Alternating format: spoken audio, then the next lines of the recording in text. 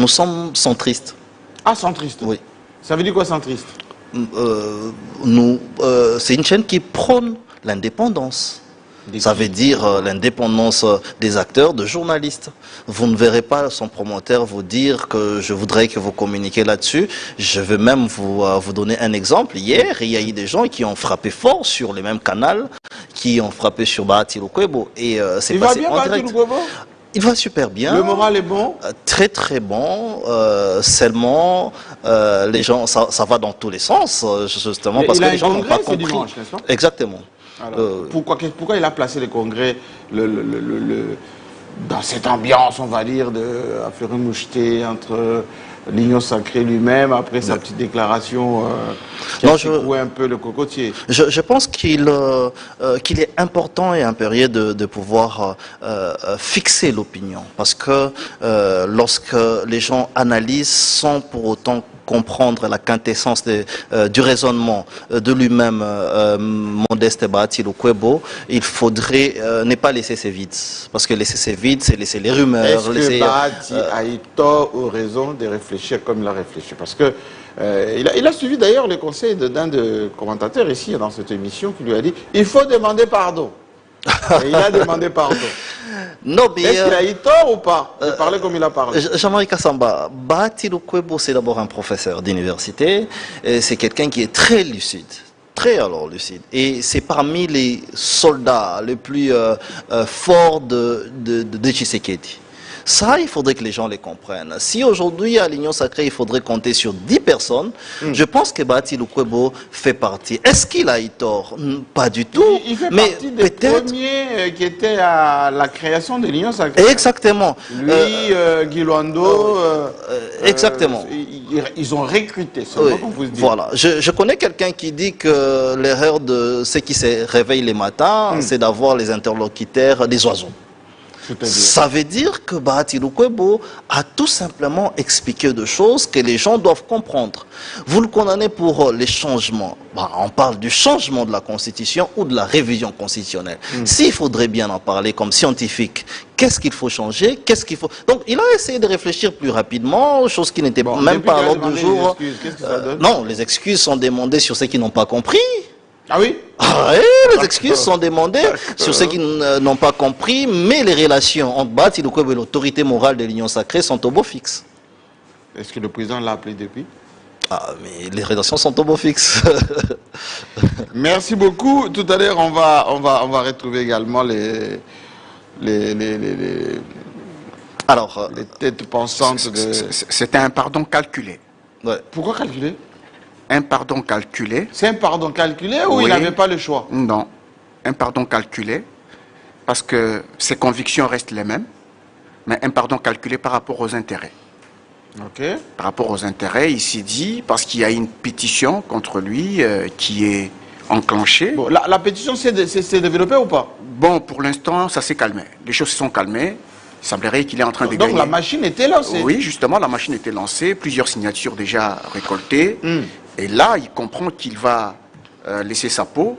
Il le calcule. Il comprend qu'il y a une action à mener et c'était présenter ses excuses. Et il l'a fait. Est-ce que la rentrée, et quand il présente ses excuses, il faut attendre la rentrée. Et parce que pour l'instant, l'auteur de la pétition ne fait plus de sortie médiatique. On ose croire qu'il a été pardonné, il a accepté le pardon des Bahati, mais ça se paye cash en politique. Parce que les convictions restent là. Vous pouvez présenter des excuses en public, mais en dessous, vous continuez à attiser le feu. Peut-être pour faire échec à ce qu'on appelle révision ou changement de la Constitution. Je ne sais pas si j'aurai le temps de parler de la Constitution. On va parler. C'est très important. On va en parler. Sécurité et dialogue, la Constitution n'est pas loin. Mais Jean-Marie Kassamba, un biscuit, si vous le permettez, bien évidemment. Vous voyez, vous êtes influencé par... Bon, c'est pas un biscuit, mais c'est un rapport en tant que journaliste. J'étais au Bazouélé. Où j'ai fait 15 jours. Il faudrait aussi, à un moment donné, jeter un œil dans les provinces. Chef-lieu Chef-lieu, c'est ici, non, Bouta plutôt. Bouta. Oui, Bouta. Les gouverneurs qui sont dans nos provinces ne travaillent pas. Comment le gouvernement Exactement. J'étais par exemple dans le territoire des Ango. Si vous êtes dans les coins comme Bassi, du général... Louboya Oui. et Bazouélé, où est-ce que ça bouge? Non, chez le général, ça bouge et très rapidement, mais les Bazouélés ne bougent pas parce que lorsque vous êtes sur Ango, vous savez, Ango par exemple, lorsque vous êtes dans les villages comme Passy et Zapaï, vous êtes en frontière entre la RDC et la RCDA. De l'autre côté des sites. République centrafricaine, voilà. Mais lorsque vous êtes là, Jamaïca Samba, vous savez que nos provinces sont tellement poreuses, premièrement, il y a absence de présence des éléments de sécurité, et puis... L'État n'est pas présent. L'État n'est pas du tout présent à eux-mêmes, et chose qui est grave, c'est que il y a des réfugiés qui quittent les Centrafriques pour la RDC. Ils ne sont ni contrôlés, encore moins identifiés. La DGM fait quoi? Il n'y a pas de DGM. Il y a un monsieur là qui s'est improvisé lui-même, qui est involontaire. Il y a même des photos qui fait DGM. Donc il n'y a pas de DGM, il n'y a pas de police, il n'y a rien du tout. Je pense que votre message est passé. Oui. La DGM a bien compris, la police des frontières, mais également le renseignement, parce que ce côté-là, c'est très sensible. Hein? Très sensible. Et ce qui est grave, le gouverneur Mike, la population dit que nous n'avons... Il s'appelle Mike Mukeni. Un gouverneur totalement absent. Mais c'est les jeunes. Voilà, les jeunes gouverneurs. Le fils de Mukeni, voilà. De la FEC, que je connais bien d'ailleurs. Totalement absent, un gouverneur, la population qui dit que nous n'avons jamais vu des autorités par ici. Et des conditions aussi extrême et grave. Je l'avais croisé, ce gouverneur. Oui, il est plus à Kinshasa, en train de vivre ici à Kinshasa, en train de sabler du champagne. Il est plus ici à Kinshasa, le gouverneur, à la place d'être on faisait un vol d'ailleurs sur Angil ici, et puis j'avais parlé avec lui. C'est un jeune gouverneur qui n'a pas suffisamment de moyens, qui les cherche d'ailleurs, et j'espère que l'État va lui les donner de la rétrocession. Allez, je reçois Gauthier Seye. C'est vous qui avez donné les conseils à Bahati pour démissionner. Bienvenue. Exactement. Merci beaucoup, Jean-Marie. Quelquefois, on vous suit, hein? Non, mais... Même si vous êtes redouté... Mais c'est une grande tribune. À haut niveau. Comment ça, haut niveau? Je ne développe pas. Chacun comprendra quand je parle de Gauthier Seye. On ne fait que faire notre travail et on le fait avec toute objectivité. Et je salue le courage du professeur Bahati qui a compris que quand on est dans une famille, à un certain moment, il faut suivre la ligne. Et il s'est amendé, une amende honorable, et je pense que les pétitionnaires n'ont plus raison de poursuivre leur initiative. Mais moi j'ai entendu les communicateurs de l'Union Sacrée, ou surtout de l'IDP, sans dire que, excuse ou pas, nous, il est frappé. Non, je pense qu'ils ne doivent pas prendre ça de cette manière-là. C'est plutôt ici l'occasion d'organiser l'Union Sacrée, qui est un cadre de concertation, de discussion, de débats et de délibérations.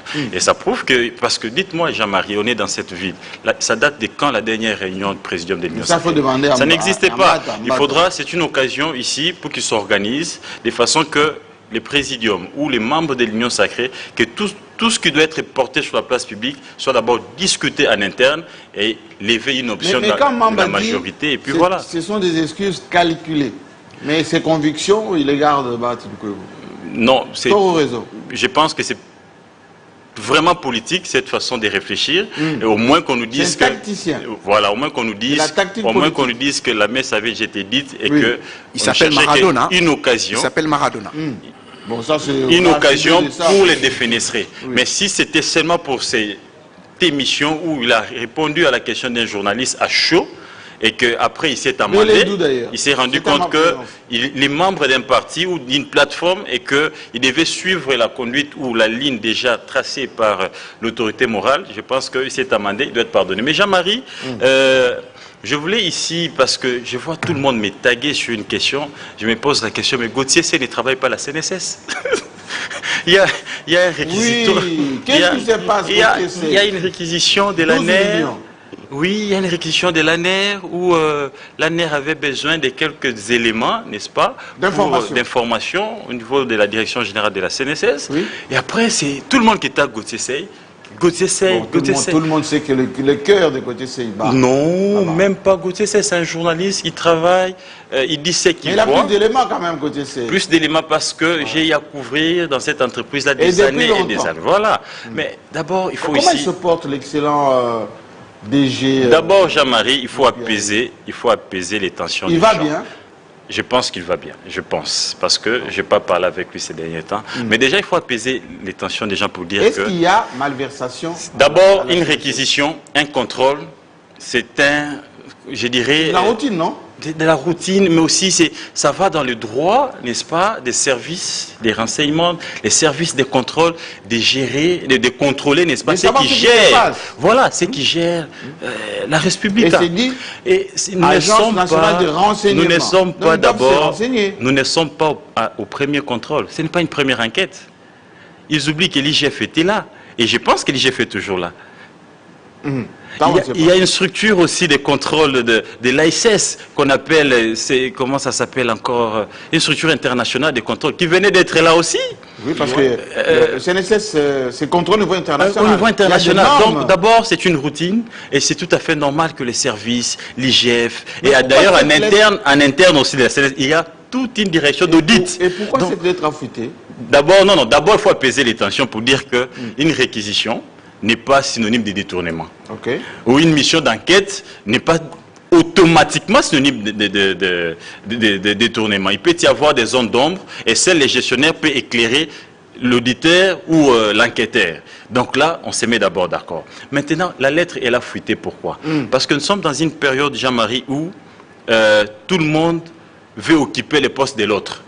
Et ils ont appris, et je vous l'avais dit ici, que les chefs de l'État voulaient ici remanier les mandataires publics, mais aussi les gouvernements, et réduire aussi la taille du gouvernement. Je l'avais dit. Et comme nous sommes pendant cette période de turbulence, où les CV sont déposés à la présidence, les CV sont déposés à l'IMT, et c'est tout à fait normal, ce sont des bonnes guerres. Pourquoi l'IMT? Non, oui, mais c'est là où il y a les partis présidentiels.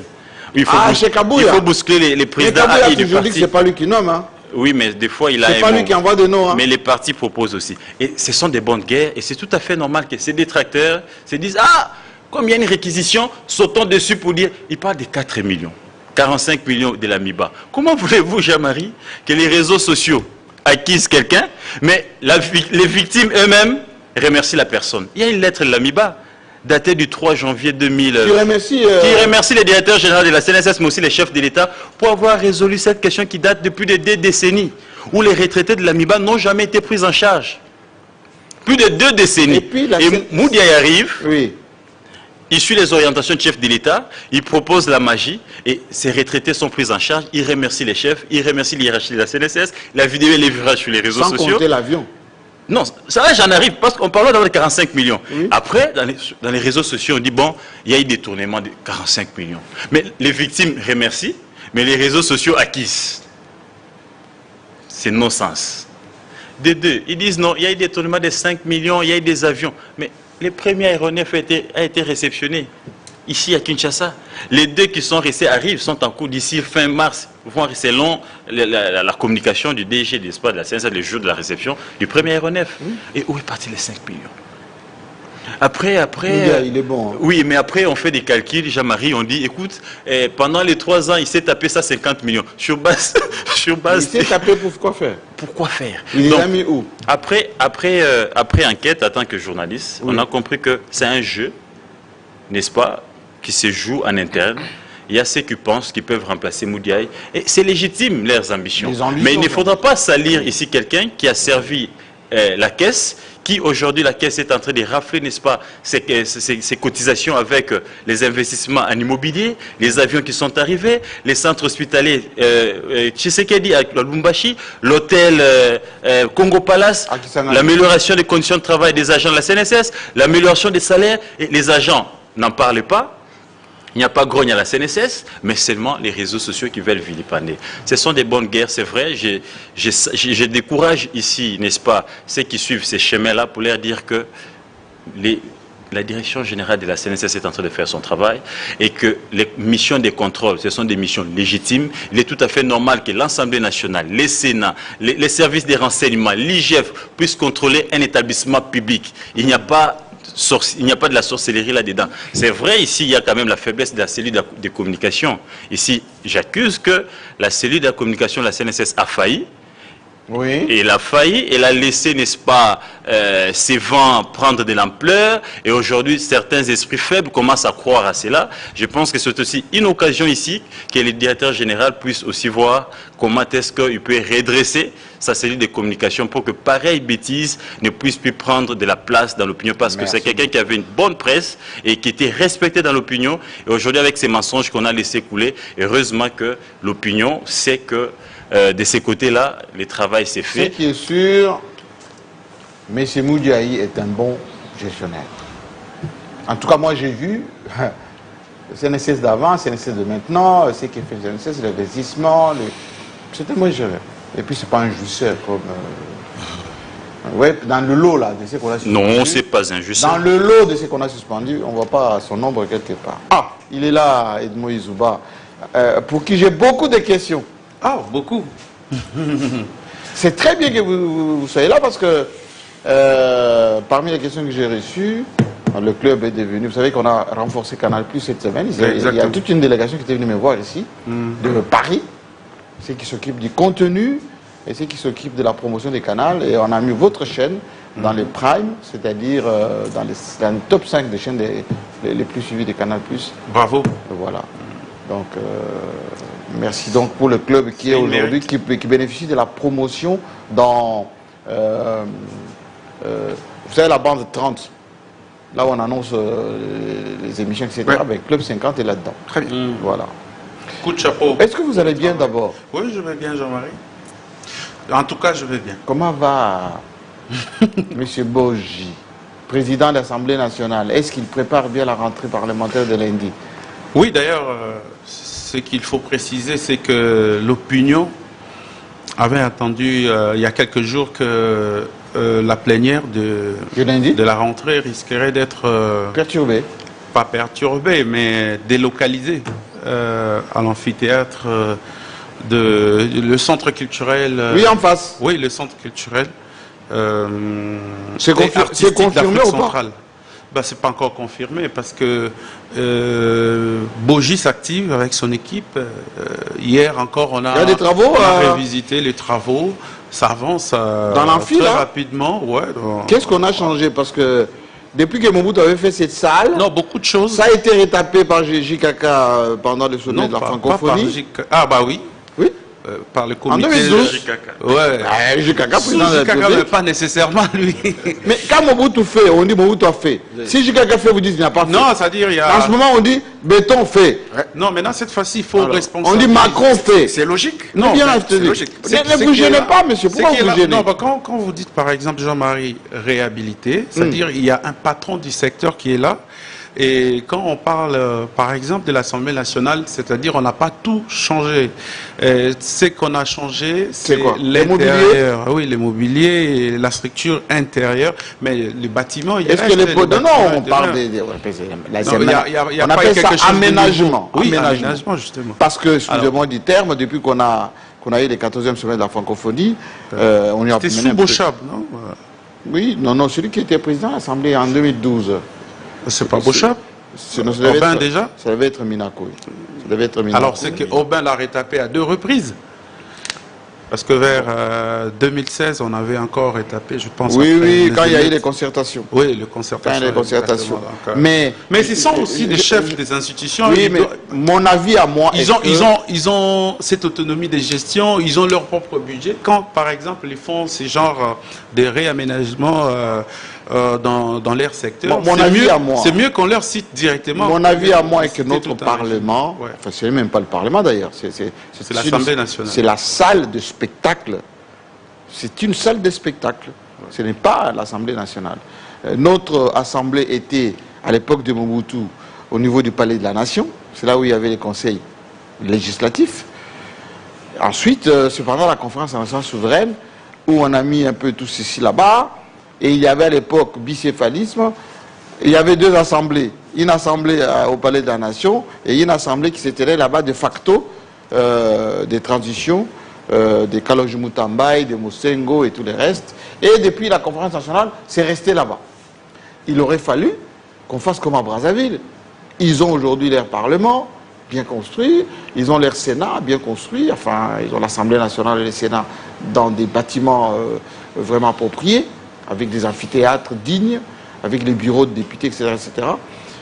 Qu'on nous laisse ce bâtiment-là à la disposition de spectacles, comme il y a maintenant en face ce centre culturel, que la culture reste là-bas. Il y a le musée qui est à côté, qu'on reste un peu tout ceci, et que l'Assemblée nationale trouve un espace pour son Parlement, son Sénat, enfin, l'Assemblée nationale et les Sénats, soit dans des vrais amphithéâtres, comme il y en a dans le monde. Ouais. Parce que, quand vous y entrez, les toilettes, les accommodements, c'est pas même le bureau du président, tout ça, les escaliers, les ascenseurs, c'est pas digne des grands pays comme le nôtre. Donc, si on fait ces réflexions-là, c'est pour que ça change.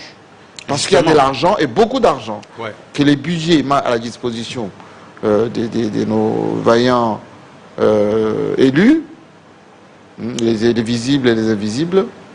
Et en général, les visibles deviennent invisibles et tout le monde s'en occupe. Donc Bauge a décidé que la rentrée de mars se fasse d'une manière aseptisée. Non, c'est-à-dire les travaux continuent, mais en même temps, ça peut finir un peu plus tôt pour que les assises, la cérémonie officielle soit tenue. C'est la plénière qui sera à la, oui, c'est la salle de la plénière. Oui, oui, on s'en servira pour la plénière, mais je crois...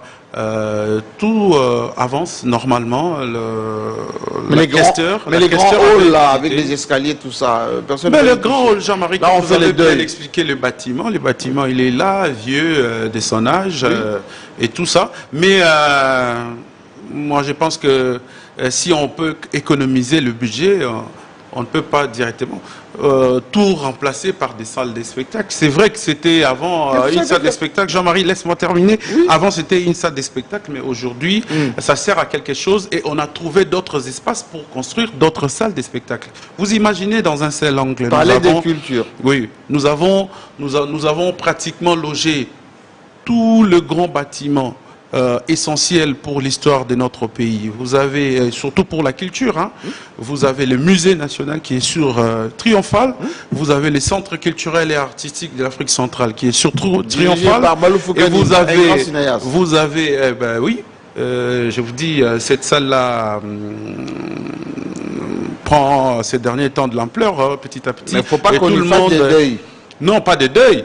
Jean-Henri, il faut pas. Mais c'est beaucoup d'argent qu'on paye pour faire un spectacle là-bas. Oui, d'accord, mais j'ai dit, mais qu'on n'organise pas de deuil. Non, je ne pense pas qu'il n'y a pas, lieu. Vous êtes toujours comme ça. Il n'y a pas lieu. Des beaux bâtiments. Il n'y a pas lieu d'organiser des deuils là-bas. Il y a des deuils et puis des prédications des pasteurs. Non, déjà l'espace de Palais du Peuple, il est vide. Mais vous avez encore une autre salle qui est en construction. C'est U Arena Kinshasa. Qui ne finit jamais. J'ai appris que les travaux ont repris. Mais quand vous regardez ça, ça se trouve dans un même endroit et dans un même coin. Imaginez qu'un jour, vous avez 4 artistes qui se décident de se produire le même jour et dans 4 endroits différents. Comment sera géré le fan, le public qui viendra assister? Oui, donc, non, mais Jean-Marie, il y avait lieu de délocaliser certaines salles, certains bâtiments avant de les construire, bien évidemment. On pouvait même, oui, et puis même la circulation, ça va poser problème. Parce que c'est un grand carrefour. Tous les espaces, même les espaces verts ont été lotis. Ouais.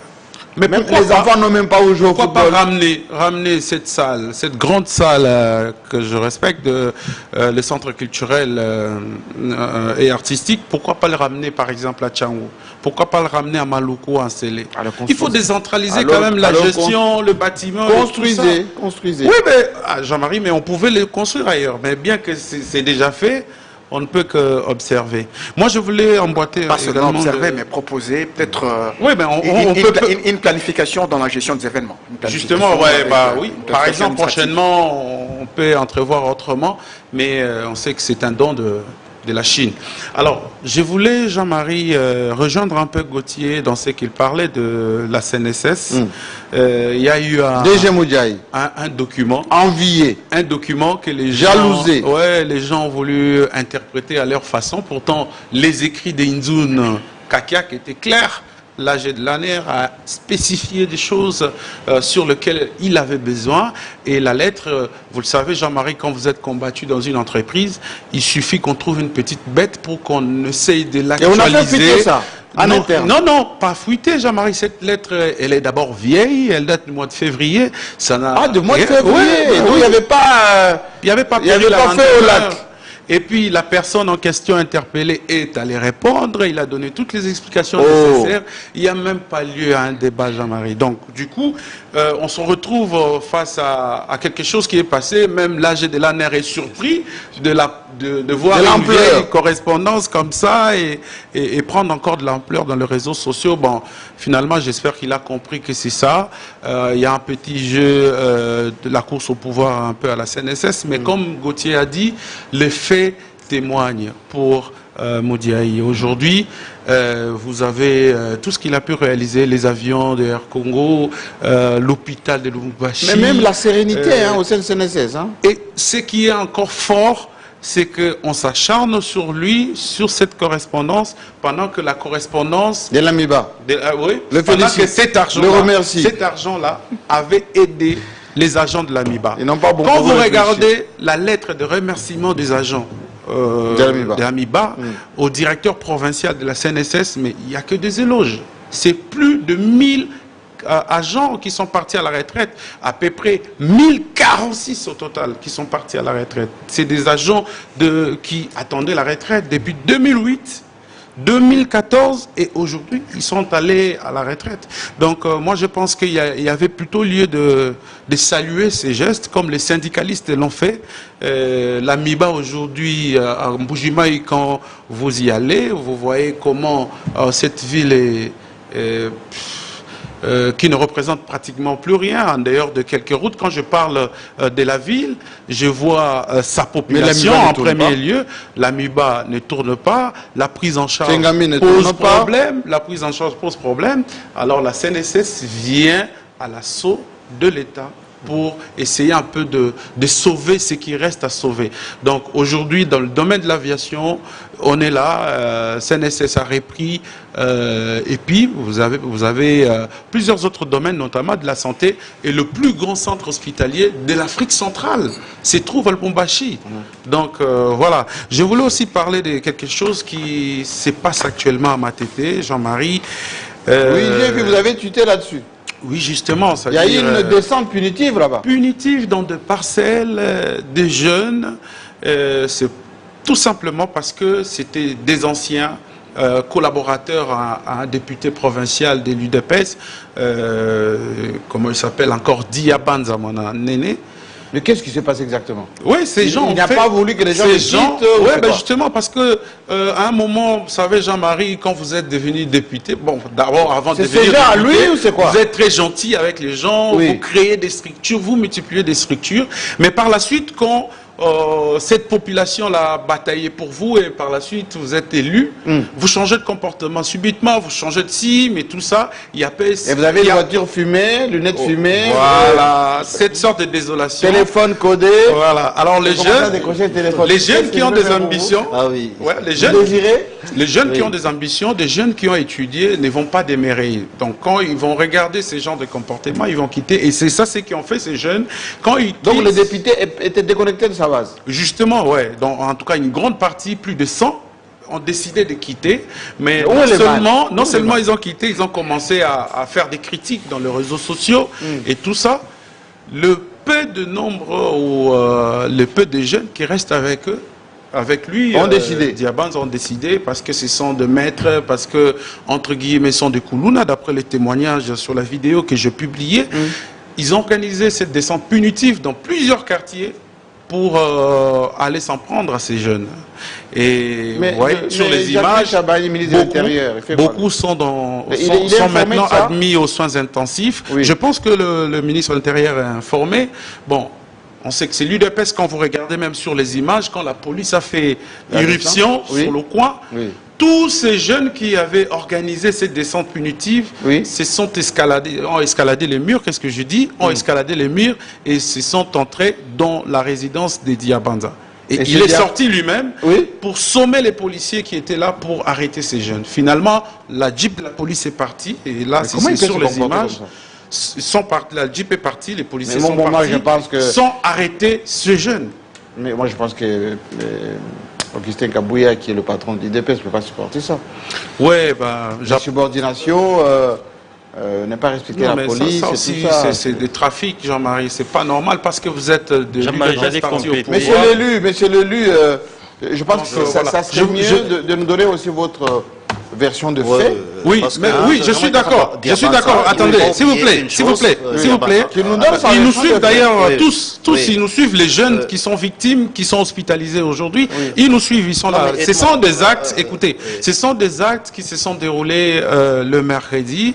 Vous pouvez aller vérifier à Matete, quartier Mongo, quartier Lokoro, vous pouvez vérifier. Est-ce qu'on n'a pas insulté tout ça? On peut le faire, Jean-Marie. Ils peuvent exagérer, mais il y a des canaux appropriés, Jean-Marie, pour porter plainte. Il a voulu se faire justice. Comme moi je connais, il y a un député de Moamba que je connais, Raphaël Kibuka. Lui, à chaque fois, n'hésite pas, quand il reçoit par exemple ce genre d'attaque, il porte plainte.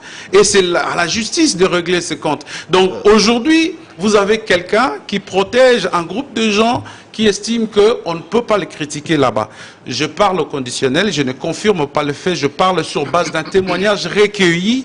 Alors si il estime que c'est que les jeunes ont dit, c'est que les jeunes ont menti, il n'a qu'à venir ou il n'a qu'à présenter. Mais sinon, depuis que j'ai publié, il n'a pas réagi. Donc, ça, c'est dans votre média. Justement, Diabanza, Jean-Marie Kassamba, c'est d'abord quelqu'un de très discipliné. C'est vrai qu'il est aussi sportif, très discipliné.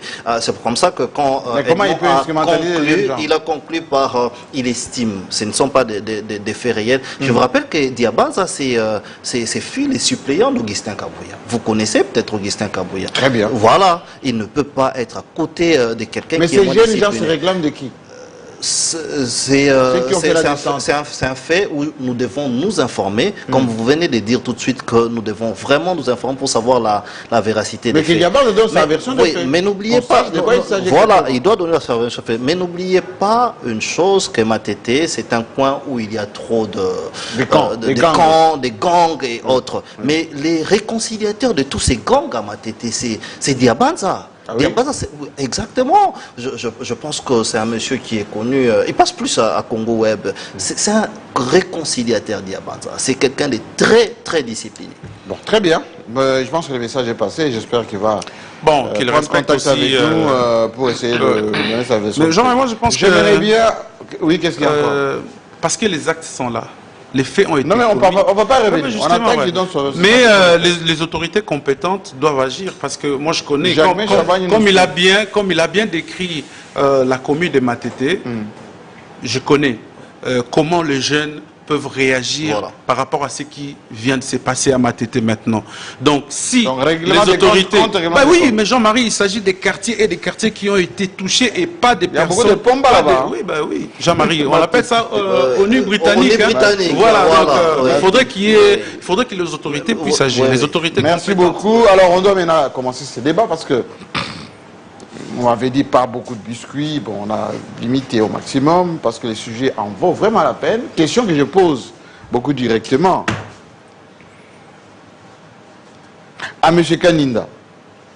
Cette question, tout le monde se la pose. Et d'ailleurs, les malheurs de Bahati, c'est à la base de ça. Parce qu'il a dit, quelqu'un, durant cette conférence de presse, lui a posé la question, mais qu'est-ce qu'on va faire des gens qui ont touché les armes, aux armes? Est-ce qu'on va les exclure de la gouvernance, du dialogue, eu égard à ce qui s'est passé pendant la conférence souveraine, eu égard à ce qui s'est passé à l'époque des Tchombe avec Mobutu, session katangaise et du Sud Kassai, etc. Et Bahati a dit, il y a toujours, pour des raisons d'apaisement, ce qu'on appelle l'amnistie. Donc, les gens pour pouvoir s'amnistier pour retrouver la paix, la concorde, etc., etc. Maintenant, la question qu'on se pose. Oui. Dans le protocole qui a été signé à Doha, il y a tout un volet sur les mesures d'assurance ou de confiance. De confiance. Oui. Dans ces mesures de confiance, on parle de cessez-le-feu, pas de provocation de part et d'autre. Oui. Et on parle également des décisions politiques, autrement dit, de règlements politiques, ce que les autres appellent les causes profondes. Oui. Et quand on lit Washington, d'ailleurs les Américains eux-mêmes disent il faut que les M23, le gouvernement privilégient la désescalade, les dialogues et la paix. Quand on écoute les gens de l'ONU, ils disent la même chose, etc. La question fondamentale que je vous pose, c'est pour ça que j'ai placé d'abord tout ceci, c'est que faire maintenant? Parce que depuis la mort de Olingoma, depuis les drones de Goma et tout ça, on sent comme il y a une espèce de crispation dans les chefs de ceux qui sont dans la rébellion.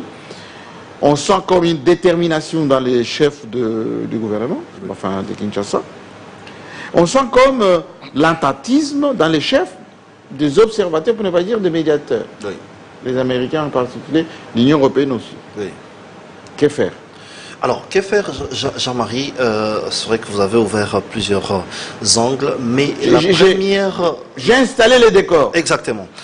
La première de choses, c'est que il faut éviter, comme on l'a dit, privilégier la paix, privilégier les dialogues. Sous quel format, il faudrait encore en définir, mais il faut éviter de la provocation. C'est d'abord ça qui frise. Éviter la provocation. Oui, qui frise. Mais qui provoque quoi? Mais c'est l'AFC qui provoque. Parce que les gouvernements, c'est dit et ce sont légitimes. Légitimes de gérer, légitimes de protéger la population, légitimes d'avoir les contrôles. Je pense même que s'il faut réfléchir, comme vous avez parlé des Bahati, il est allé plus profondément pour parler même du zone tampon. Vous voyez? Justement, parce que lorsque vous parlez des cessez-le-feu, par exemple, vous avez suivi ce qui s'est passé à l'aéroport de Bangoka Kisangani, oui. Les drones ont frappé là-bas. Exactement. Les drones turcs. Exactement. Ça veut dire que l'AFC continue à tenter. Et c'est ce qui frise. Mais l'AFC va vous dire aussi, il y a eu des drones... à Robaya, il y a eu des drones dans les Massissi, Minembwe, il y a eu des drones à Goma, il y a eu des drones, Mais c'est question de légitimité, Jean-Marie Kassamba. Vous pensez qu'un gouvernement ou un président plus légitime de souveraineté. De souveraineté et de légitimité. Parce qu'un pouvoir a d'abord les devoirs de protéger la population. C'est ça, en fait. Vous pensez que c'est lui, Tshisekedi, rendra compte. Peu importe tout ce que nous disons, à chaque fin d'année, il rendra compte, il rend compte. Il va se dire, bon, il y avait cessé les faits, j'ai laissé Roubaya, j'ai laissé... Non, les gouvernements pensent qu'il est légitime de pouvoir protéger sa base. Et vous le savez bien, que protéger sa population, c'est aussi mais est-ce que prévoir. Est-ce que protéger la population, c'est bombarder chez l'ennemi? Non, prévoir. Prévoir quoi? Justement, prévoir, parce que l'AFC, je vous ai parlé de Doha, n'est-ce pas? Voilà. Il y a des positions. Chacun a des positions. Oui. On est en train de dialoguer pour qu'on aille vers ce qu'on appelle l'autorité de l'État. Oui. La restauration de l'autorité de l'État. Oui. L'autorité de l'État viendrait quand les autres vont cesser d'être des rebelles, ils vont entrer dans la dynamique de la République. C'est bien ça. Oui. Mais en attendant, les mesures de confiance, oui, que chacun ne tire pas chez le voisin. Mais il se pose les premiers problèmes de la légitimité, Jean-Marie Kassamba. Vous pouvez beau dire, mais au nom de quoi l'AFC dira que je contrôle et je contrôlerai tel coin et telle cité? L'AFC n'a aucune légitimité. Nous parlons d'abord de la légitimité. Je vous ai dit ici, l'AFC continue à vouloir avancer. Aujourd'hui, si l'AFC n'avance pas, c'est parce qu'il est dépouillé par rapport aux accords signés et autres. Ce n'est pas par la volonté ou par les cessez-le-feu. Et les pouvoirs en place, et son temps légitime, doit pouvoir protéger sa population. On ne parle même pas des attaques et tout. Je vous ai parlé des zones tampons. Au nom de quoi un pouvoir aussi légitime. Jean-Marie Kassamba se dirait, bon, je croise les bras, il y a tout ce qui se passe comme violation des droits de l'homme. Si le pouvoir était légitime de chasser des rebelles, d'instaurer par la force l'autorité de l'État et protéger la population, pourquoi on va dialoguer là? Mais le pouvoir se prépare dans tous les terrains. Il n'y a aucun terrain où le pouvoir... Alors les mesures de confiance, alors, ils jouent où? Je pense que... vous avez dit le Doha? Vous avez dit Doha? Oui. Cela se définira au dialogue. Je ne crois pas... Non. Est-ce que vous avez lu la feuille de route de Doha? Exactement. Qu'est-ce que ça dit à propos de échange de coups de feu? C'est ça le fait là, dont je ne crois pas. Rappelez-vous. Donc pour vous, le CFE n'existe pas? Pas du tout, c'est pas pour moi, mais les faits sur le terrain, Jean-Marie Kassamba les dit beaucoup plus mieux. Vous avez parlé de Willingoma et autres, les faits sur le terrain les dit beaucoup plus mieux. Moi, je vous ai parlé de l'aéroport des Bangkok où l'AFC tente à tout moment. Donc, c'est... réfléchissons. C'est une escroquerie. Dans l'ambiance actuelle, vous réfléchissez comment? Non, vous avez planté le décor déjà. Oui, il faudrait ici dire, j'ai suivi mon ami parfaitement bien et j'ai compris que tantôt il parle de légitimité, tantôt il parle de souveraineté. Vous comprenez ici que tout ce qui se passe sur le terrain actuellement, que ce soit du côté M23 ou du côté FARDC, ne favorise pas un cadre de dialogue pour que nous puissions sortir définitivement de cette crise. Ça continue simplement d'enfoncer la situation et de compliquer les choses. Je me pose la question, j'ai réfléchi à haute voix. Il ne faudra pas que ceux qui... on essaie d'analyser des points. Voilà, j'ai réfléchi à haute voix. Aujourd'hui, une tête d'affiche. Le FCM 23 venait d'être tombé. Oui. Jusqu'à ce jour, le gouvernement congolais n'a pas communiqué là-dessus pour se revendiquer, n'est-ce pas, la tête. Oui. Mais l'ami dit ici que c'est le rôle du gouvernement de protéger son peuple. Voyez-vous aujourd'hui l'attitude que pourra avoir ceux qui sont restés de ces côtés-là? Cela leur encourage de continuer dans l'élan de dialoguer ou encore de se renfermer dans leur position pour se dire qu'en face de nous, il n'y a pas de bonne volonté de régler les choses. Du côté M23, l'ami dit non, mais ils veulent avancer, mais ils sont coincés parce qu'il y a des accords. Donc d'un côté, l'ami reconnaît au moins que les autres sont liés par des accords. En d'autres termes, on pourrait dire que l'ami vient de dire ici que les autres respectent les accords. Mais c'est les FARDC qui ne respectent pas les accords. Parce qu'il dit au moins, il reconnaît qu'ils sont liés. Donc, parce que les accords, on ne les a pas menottés. Ils ont leurs armes, ils ont libre mouvement, donc ils peuvent agir. Le fait qu'ils n'agissent pas, ça voudrait ici dire, selon l'ami, qu'ils respectent les accords.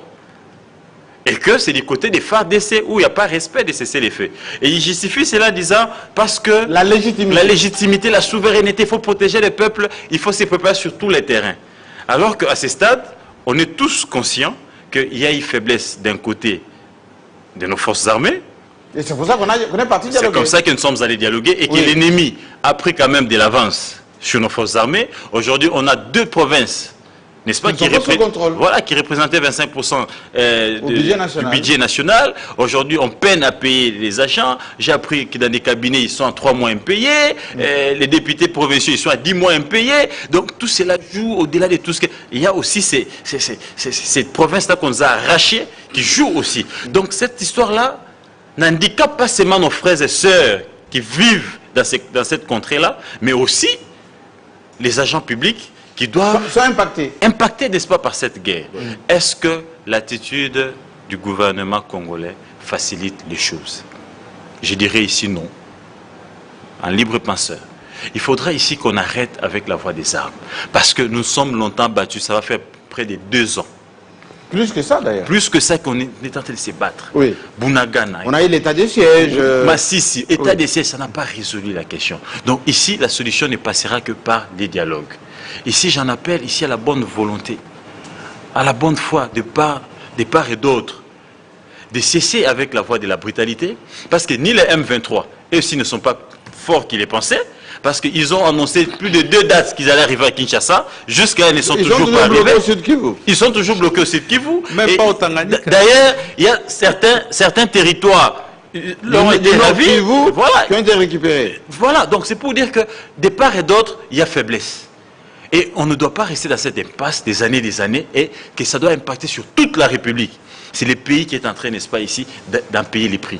Il faudra que de part et d'autre, qu'on reconnaisse nos faiblesses, et qu'on reconnaisse nos forces, et qu'on se dise tous que la seule voie qui nous reste pour la solution, c'est la voie diplomatique. Alors, c'est la question que je pose. Pour citer Jean-Marie, j'en appelle à la bonne foi de part et d'autre, qu'on se mette autour d'une table, qu'on laisse Doha avancer, qu'on laisse Luanda avancer, de façon que, ensemble, qu'on puisse parler entre Congolais, trouver la solution à la congolaise, afin que ces villes soient libérées, que l'État, quand je parle de l'État qui a la légitimité bien sûr, puisse recouvrer, n'est-ce pas, les territoires et aussi imposer la loi, afin qu'on puisse développer notre pays. On recule cette histoire. Merci beaucoup. Je pose cette question à Mamba parce que lui, il a parlé des dialogues entre Congolais sans les forces armées qui vont répondre de leur maître. Je caricature à peine. Mais lorsqu'on suit les religieux, vous avez suivi les communiqués de... Comment il s'appelle le monsieur là, des religieux, Comico. Oui, non. Réconciliation et... Dodo Kamba. Pas Dodo Kamba, l'autre. Ejiba. Il a publié un communiqué il n'y a pas longtemps. Hein, derrière lui, il y avait quasiment tout le monde. Hein, où il dit qu'il faut privilégier la paix, les dialogues, etc., etc. Il y a eu les sanctions des Américains contre Kagame, contre le Rwanda, l'armée rwandaise, quelques têtes d'affiche. Mais la sortie de Kagame, qui est passé par Paris d'ailleurs, où il est parti demander qu'il va se concentrer sur le nucléaire civil dans un premier temps. Quand on suit Nanga, on sent qu'il est plus qu'en colère, après les drones et après la mort de Willy Ngoma. Maintenant, le dilemme que nous avons contredit un peu ce que vous avez dit la fois passée. Non. J'ai tellement beaucoup de choses à dire, Jean-Marie. J'ai déjà compris la question. N'allez pas loin, j'ai déjà compris la question. Vous ouvrez beaucoup d'angles à la fois. Oui, mais ça crispe. J'ai tellement beaucoup de choses à dire là-dessus. Dites-le. Je voudrais commencer par une chose. Kagame a une stratégie. Je vais vous donner sa stratégie vers la fin. Il y a une question qui m'a été posée par un internaute qui m'a demandé, Monsieur Ambroise, si je vous prenais Corneille Nangaa et son équipe, je les embarque dans un avion, je vous les dépose à Kinshasa comme un cadeau, est-ce que vous allez récupérer les zones occupées? C'est la question qui m'a été posée. Je vous la pose en même temps. C'est vous qui posez des questions. Mais comment j'ai répondu? Non. J'ai répondu par la négative. Si ces messieurs-là me prenaient Corneille Nangaa et son équipe, ils les amènent à Kinshasa comme cadeau, on ne va pas récupérer les zones occupées. Pourquoi? Parce que Corneille Nangaa n'a pas d'influence dans la dynamique de la crise. Aucune influence, et alors aucune. La crise éclate en 2021. Nous sommes attaqués par Tchanzu et Runyoni. Kinshasa accuse Kigali. Kigali dit sur le M23. Mais ça venait d'où? Je ne vais pas refaire toute l'histoire. Ce M23 venait d'où? Je ne vais pas refaire toute l'histoire. Ça venait de l'Ouganda. Oui, ne m'interrompez pas s'il vous plaît. Je voudrais non, mais j'essaie vraiment d'éclairer l'opinion. Oui, justement. Mais il venait de l'Ouganda. Je donne les faits. Je ne suis pas en train de raconter les histoires. Corneille Nangaa, à cette époque, et encore à la CENI, à Kinshasa, il n'a pas encore fait la remise et reprise avec Denis Kadima. Le M23 avance, il prend Bunagana en 2022. Corneille Nangaa, déjà remplacé à la CENI, prépare cette fois-là la sortie officielle de son parti politique à Kinshasa. Une personne comme ça n'a pas d'influence sur les opérations militaires. Il annonce sa rébellion en 2023, le 15 décembre exactement, à Nairobi, au Kenya. Il va dans une alliance avec le M23 et le Rwanda comme partenaire. Il trouve une organisation militaire avec un commandement militaire bien structuré. Bien structuré. il n'a pas d'influence. Ça signifie qu'avec tous les développements de la situation que nous avons, le Rwanda qui admet sa coordination sécuritaire, l'ONU qui confirme qu'effectivement les opérations sont pilotées à partir de Kigali, mais vous arrêtez Corneille Nangaa, vous n'avez pas, vous ne récupérez pas les zones. Parce que les rapports de force sont essentiellement militaires et ce sont des rapports de force militaires essentiellement. Mais quelqu'un a dit que vous êtes un peu caricatural. Vous allez continuer. Quelqu'un a dit que vous êtes un peu caricatural. Dans tous les mouvements rebelles, des rébellions, il y a ce qu'on appelle l'évolution structurelle. Le M23 AFC que vous avez peint là tout à l'heure, c'est le M23 du début. Mais le M23 de maintenant, l'AFC de maintenant, c'est des gens qui ont recruté, qui ont des éléments, ils ont formé. qui sont... J'aime tellement cette question. Attendez que je termine, vous allez continuer. Vous allez continuer.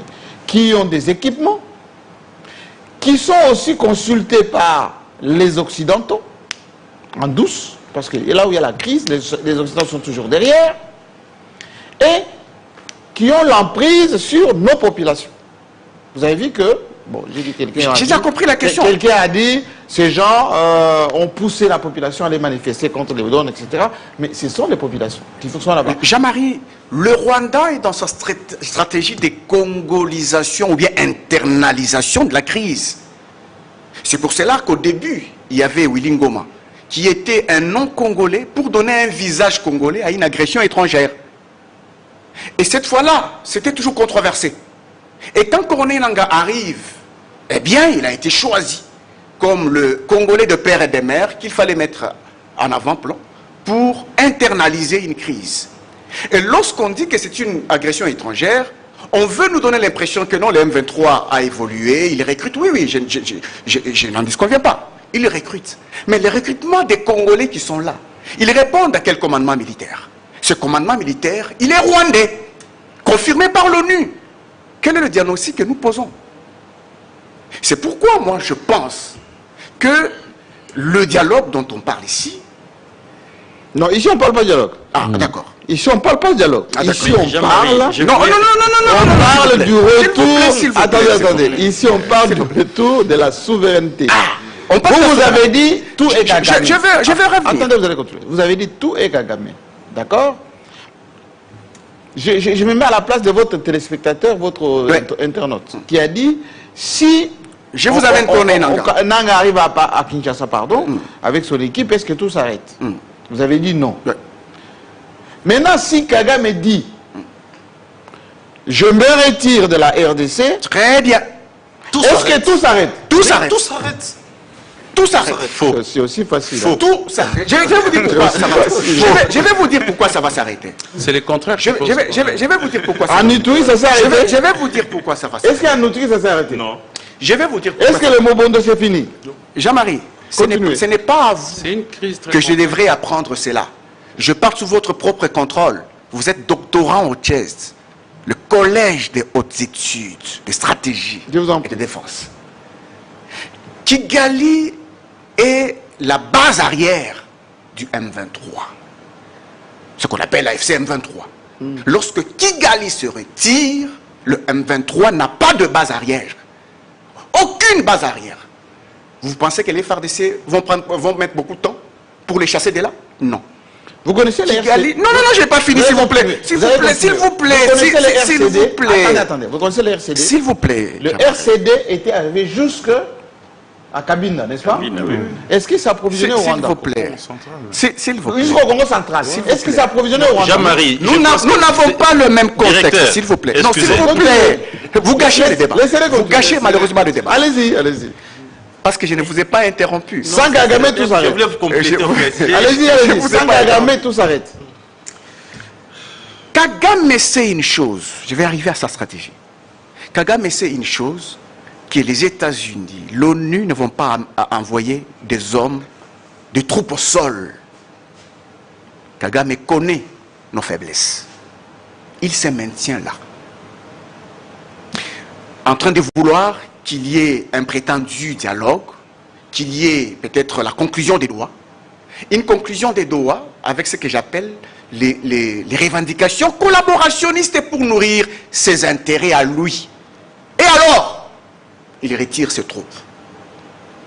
C'est pour cela, quand on a signé l'accord de paix de Washington, on signe l'accord cadre économie d'intégration régionale, il ne s'est pas contenté de ça.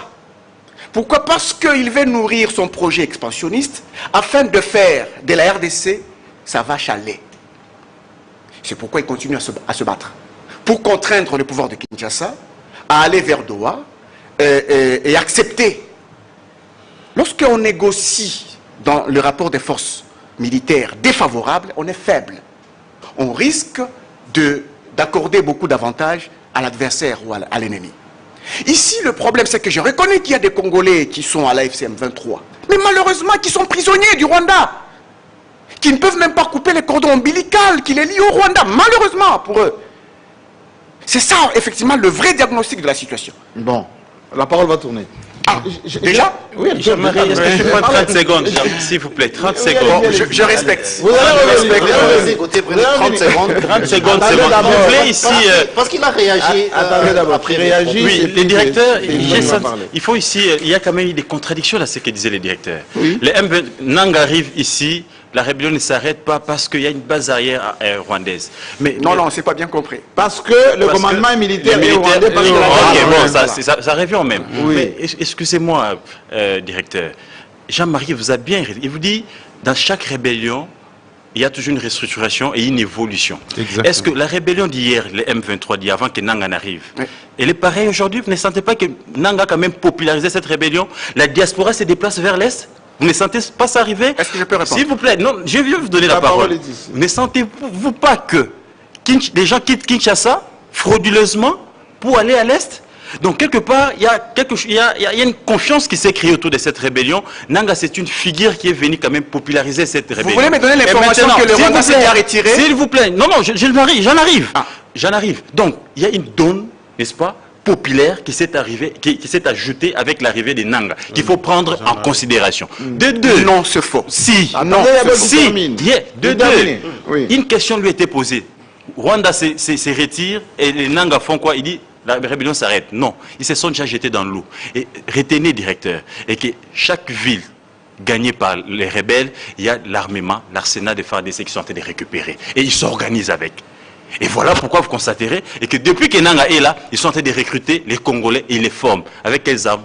Wilingo m'a montré des images. Donc, ne minimisez pas autant les gens, et c'est comme ça que vous verrez que Kinshasa continue de traîner les pas, croyant que ça va s'arrêter demain, après-demain, et aujourd'hui on est à 2 ans et demi. Si vous pensez que je raconte, si vous pensez que je raconte les histoires, pour chiter, si vous pensez que je raconte les histoires, non, demandons à l'armée rwandaise, comment vous pensez, si vous pensez que je raconte les histoires, non, bon, tout ça, vous êtes journaliste,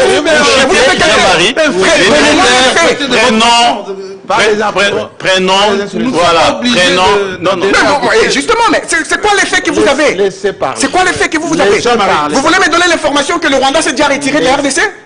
Si c'est ça l'information, confirmez-la alors. Non, moi je pense assumez-vous. Non, je pense que la lecture, moi je respecte beaucoup ce qu'Ambroise a dit, mais je pense que sa lecture n'est pas arrivée jusqu'au bout. Parce qu'on m'a interrompu. Non, moi je dis jusqu'au bout. Non, mais attendez, laissez-moi terminer. Donc jusqu'au bout, ça veut dire que lui-même s'est rendu compte que tout ce qu'il disait, c'était juste 60% sur les 100% qu'il a raconté. Donc, les autres 40%, c'était contradictoire à sa première analyse. Alors, oui, ben justement, parce que tu t'es contredit. Ça veut dire, moi je prends ton analyse à toi, dans les 60% que tu as laissé, là où je me trouvais vraiment satisfait, et je la complète. Ça veut dire quoi? Aujourd'hui, le Rwanda se prépare à quitter la FCM23 et il y a une sorte de transition. Oui, mais justement.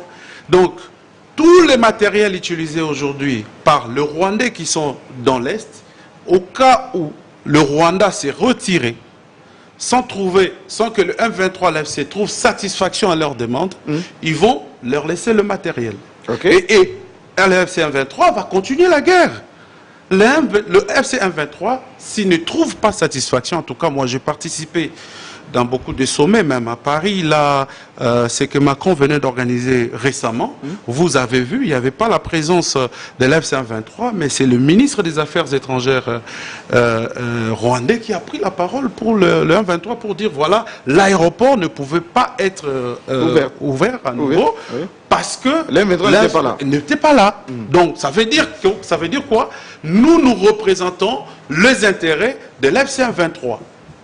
Donc, le Rwanda n'agit pas que comme Rwanda. Le Rwanda agit pour les faits et causes de l'FC-123. Quand Brosmamba parle de M23 comme proxy du Rwanda, donc sans la présence des Kagame, enfin de l'armée rwandaise chez nous, automatiquement, non, c'est faux. Nanga est affaibli. Non, c'est là où je pense qu'il a péché. Alors, éclairez l'opinion. Non, ça veut dire quoi? Oui. Aujourd'hui, si le Rwanda s'est retiré officiellement, oui. Le Rwanda va se retirer seulement avec ses militaires.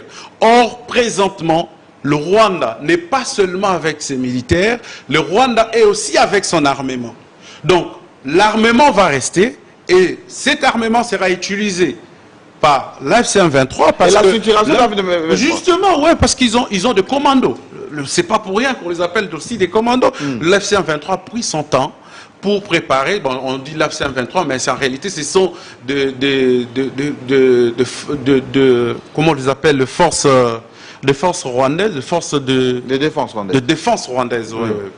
Mais alors, une unité de lutte qui forme les recrues. Oui, c'est le terme de l'unité de lutte. Une unité de lutte qui était venue uniquement, qui était venue du Rwanda uniquement pour former. Alors, à ces jours, Jean-Marie, je vais terminer. Oui. Avant votre question, pardon. Oui. Les drones, aujourd'hui, les drones kamikazes sont pilotés par des petits messieurs qui ont été formés. Qui sont congolais? Oui, qui sont congolais, oui. Des drones. Qui sont congolais? Oui, mais actuellement. Bien sûr qu'ils sont congolais. Ce drone. Mais c'est de congolais. Les images sont là. Ces images sont là, ces drones et tout ça. Ils sont là, ils pilotent. Mais avant, il n'y en avait pas. Donc, il y a une sorte de transition qui se prépare. On doit faire très attention. Aujourd'hui. Il faut dire qu'aujourd'hui, ces images, ils veulent congoliser la République. Exactement. Donc, aujourd'hui, les Rwandais se sentiraient mal à l'aise de voir que par exemple, de voir l'FC-123 être marginalisé dans cette crise. Sinon, si ça ne dépendait que des intérêts rwandais, le Rwanda se serait retiré depuis toujours. C'est parce qu'ils ont convergé ensemble leurs intérêts. L'FC-123 a mené un fort lobby auprès du Rwanda. Le Rwanda est allé vendre l'FC-123 à l'international. Il y a la pouille. C'est pas pour rien que les gens quittent la diaspora, comme Gauthier l'a dit. Ils viennent adhérer. Ils ont des pistes. Alors, la question que je dois vous poser, il faut répondre. Mais il a pris beaucoup de temps. Je vais venir chez vous. Laissez-moi poser cette question. On m'a ravi la parole. Quand Doha exige, par exemple, la libération des otages, ou des prisonniers, il y a des images qui circulent où on voit les gens d'M23 libérer nos militaires qui étaient arrêtés. Ils donnent ça aux Nations Unies pour qu'on puisse les rapatrier à Kinshasa. Et ce n'est pas un piège pour nous. Parce que jusque-là, nous, on n'a pas encore libéré ceux qu'ils ont demandé à Doha, les 700, je ne sais pas combien là. Ensuite, on montre un peu de muscles, mais ils risquent de se victimiser, de dire, nous, on montre la bonne volonté et Kinshasa ne le fait pas. Non, mais... Parce que stratégiquement, ce n'est pas contre-productif pour nous. Moi, je pense que c'est parce que l'FC-123, c'est là où il va arriver avec Kinshasa. Bon. Je prends pas la défense. Je prends pas la défense, le FC-123. Oui. Je dois faire très attention. Oui. Mais je pense que... Non, on analyse. Oui, mais l'FC-123 a ses propres calculs. En tout cas, c'est pas de bonne foi que l'FC-123 est en train d'agir de cette façon. Parce qu'ils savent... C'est pas un piège. Quand on va donner la part du lion à Kinshasa, nous avons exigé aussi notre part. Donc, ça veut dire qu'on est en train de... C'est vrai, on avance avec cette crise en reculant. On avance en reculant, mais en tout cas, les revendications de 1.23, moi je pense qu'en libérant les soldats FRDC arrêtés, ils vont exiger plus que ça. Donc ils iront encore un peu plus loin. Donc voilà. Maintenant, ça dépendra. Oui. Ça dépendra de. Oui. Je voulais citer dans mon analyse, parce que je n'avais pas fini. La complexité, je voulais expliquer aussi à Ambroise, la complexité de cette guerre, c'est que vous devez comprendre que la guerre dans l'Est, quand on parle, oui, ben, moi je parle pas de l'agression rwandaise, je parle plutôt de la guerre ou des guerres. Vous avez quel fait? Vous avez quel fait en tant que journaliste? Je ne voudrais pas m'en moquer, mais vous savez quel fait en tant que journaliste? Écoutez, moi je vais vous expliquer. Que vous analysez. Je vais vous expliquer la complexité de cette guerre, parce que on parle ici, Jean-Marc, vous avez dit souveraineté et tout le reste. On a tellement caricaturé l'F-123 que pour tout le monde, c'est seulement ça la guerre, c'est seulement l'F-123. Or, pourquoi on a beaucoup plus vendu F-123? Parce que le F-123 avait des visées de venir vers Kinshasa. Mais il y a des guerres qui font plus mal, Jean-Marie, dans l'Est, comme les ADF, mais c'est des forces terroristes. Donc ils les ADF. Oui, ben oui. C'est plus que ça. Vous, par exemple. Non, c'est pas déséquilibré. Non, là, ils ont plus déséquilibré. Non, s'il vous plaît. J'ai été interrompu là-bas, tu m'as interrompu. Je n'ai pas pris beaucoup de temps d'aller. Je vais finir mon analyse. Vous avez pris beaucoup de temps d'aller discuter. Je suis venu vous accompagner sur ce plateau. Non, je vais vous remettre la parole. Je suis pas venu vous accompagner. Justement, je vais vous retourner la parole. Mais comme fils de l'Est, comme je ne cesse de le dire, il ne faut pas nous faire croire que c'est la guerre où la RDC aura sa souveraineté après avoir gagné la guerre contre l'M23. Jean-Marie, il y a la guerre contre le Mbororo, il y a la guerre en Ituri, il y a la guerre au Nord Kivu. Vous savez ce qui se passe. Alors mettez jusqu'à la fin de l'émission. Ça sert à rien. Quand le M23 se décide, quand le M23 se décide de s'accaparer de plusieurs territoires, la population fuit. Mais elle va où cette population? Elle va dans Béni. Mais quand cette population arrive à Béni, elle retrouve des ADF. Donc, si on veut cette paix définitive, on doit régler ça. Ça global. Oui, global. On ne doit pas rester autour de l'F-123 comme si c'était la guerre unique. Non, à moins que vous puissiez me donner beaucoup de temps. Non, vous n'allez pas toute l'émission. Oui, j'allais faire cette émission à moi seul. Je vais la faire. Malheureusement. À moins que vous puissiez me donner le temps. Ils ont pris beaucoup de temps dans les discours, je n'en ai pas pris. Vous pouvez quand même équilibrer la prise des paroles. Non, malheureusement, je suis désolé. Les débats, ce sont les soit vous lui donnez la parole. Je prends la parole. Merci beaucoup. Jean-Marie Kassamba, c'est quand même, il faudrait qu'on reste dans les faits. C'est quoi les faits? C'est Nanga qui dit que je suis un révolutionnaire parce que Tshisekedi n'a pas gagné les élections, etc. Mais nous connaissons aujourd'hui, et au regard au rapport, qu'en fait, c'est le Rwanda qui est derrière. Posons-nous la question, allons même plus loin, Jean-Marie Kassamba. Si Nanga, au cas où Nanga arrivait un jour, ou pouvait arriver à Kinshasa, est-ce que Kagame laisserait son emprise sur la RDC? Non, c'est comme ça que je rencontre Ambroise pour dire qu'on pourrait aujourd'hui enlever Nanga, les ramener à Kinshasa, la guerre ne serait pas finie. Parce que Kagame a... en fait, vous allez garder la parole. Vous allez garder la parole. Exactement, parce qu'il y a des choses qui sont dites ici. Vous allez garder la parole. Ma question est la suivante. Il est établi que c'est le Rwanda qui agresse la RDC. Très bien. Depuis 30 ans. Oui. Mobutu est tombé, Mouzé Laurent Désiré a été tué, JKK a eu aussi sa part de guerre. Aujourd'hui, c'est Tshisekedi qui a sa guerre. Oui. Quand les grandes puissances, on est parti voir les grandes puissances, pour dire, il faut nous aider à ce qu'il y ait la paix chez nous, que ça s'arrête à un moment donné. Les Américains ont de la CIA, ont beaucoup plus de renseignements, etc. Ils ont l'ONU. Ils avaient les rapports que le Rwanda nous agresse. Oui. Alors, dans l'accord de Washington, voilà. Vous pouvez me rappeler une phrase qui dit que le Rwanda est un agresseur de la RDC, comme on a fait pour l'Ukraine, et que pour le retour de la paix en RDC, il faut que le Rwanda quitte Iketunung, le seul Congolais avec armes et bagages, et qui ne reviennent plus.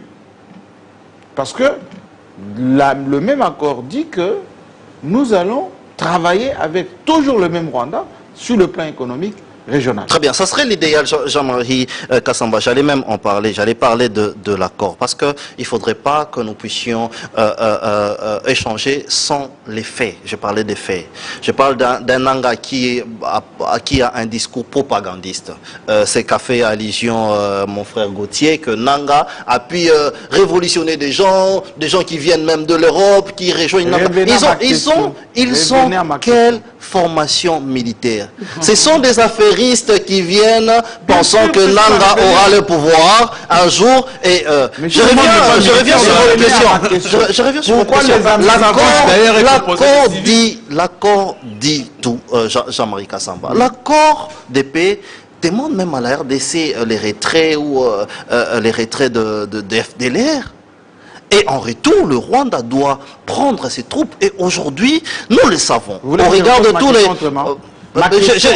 Je m'explique. Oui. Est-ce que les Américains sont ignorants que les Rwandais, nous agressent, les Rwandais nous volent chez nous, et que les Rwandais instrumentalisent les Congolais pour déstabiliser la RDC?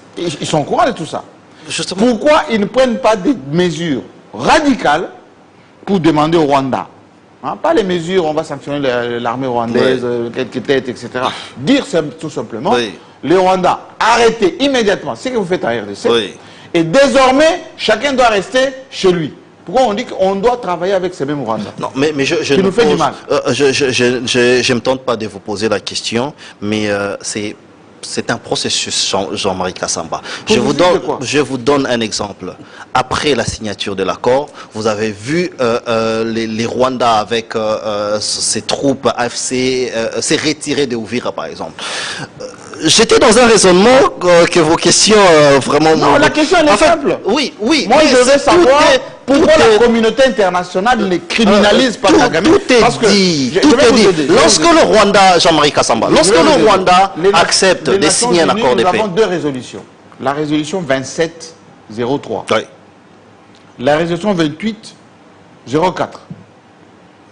Qui dit illico presto qu'il faut absolument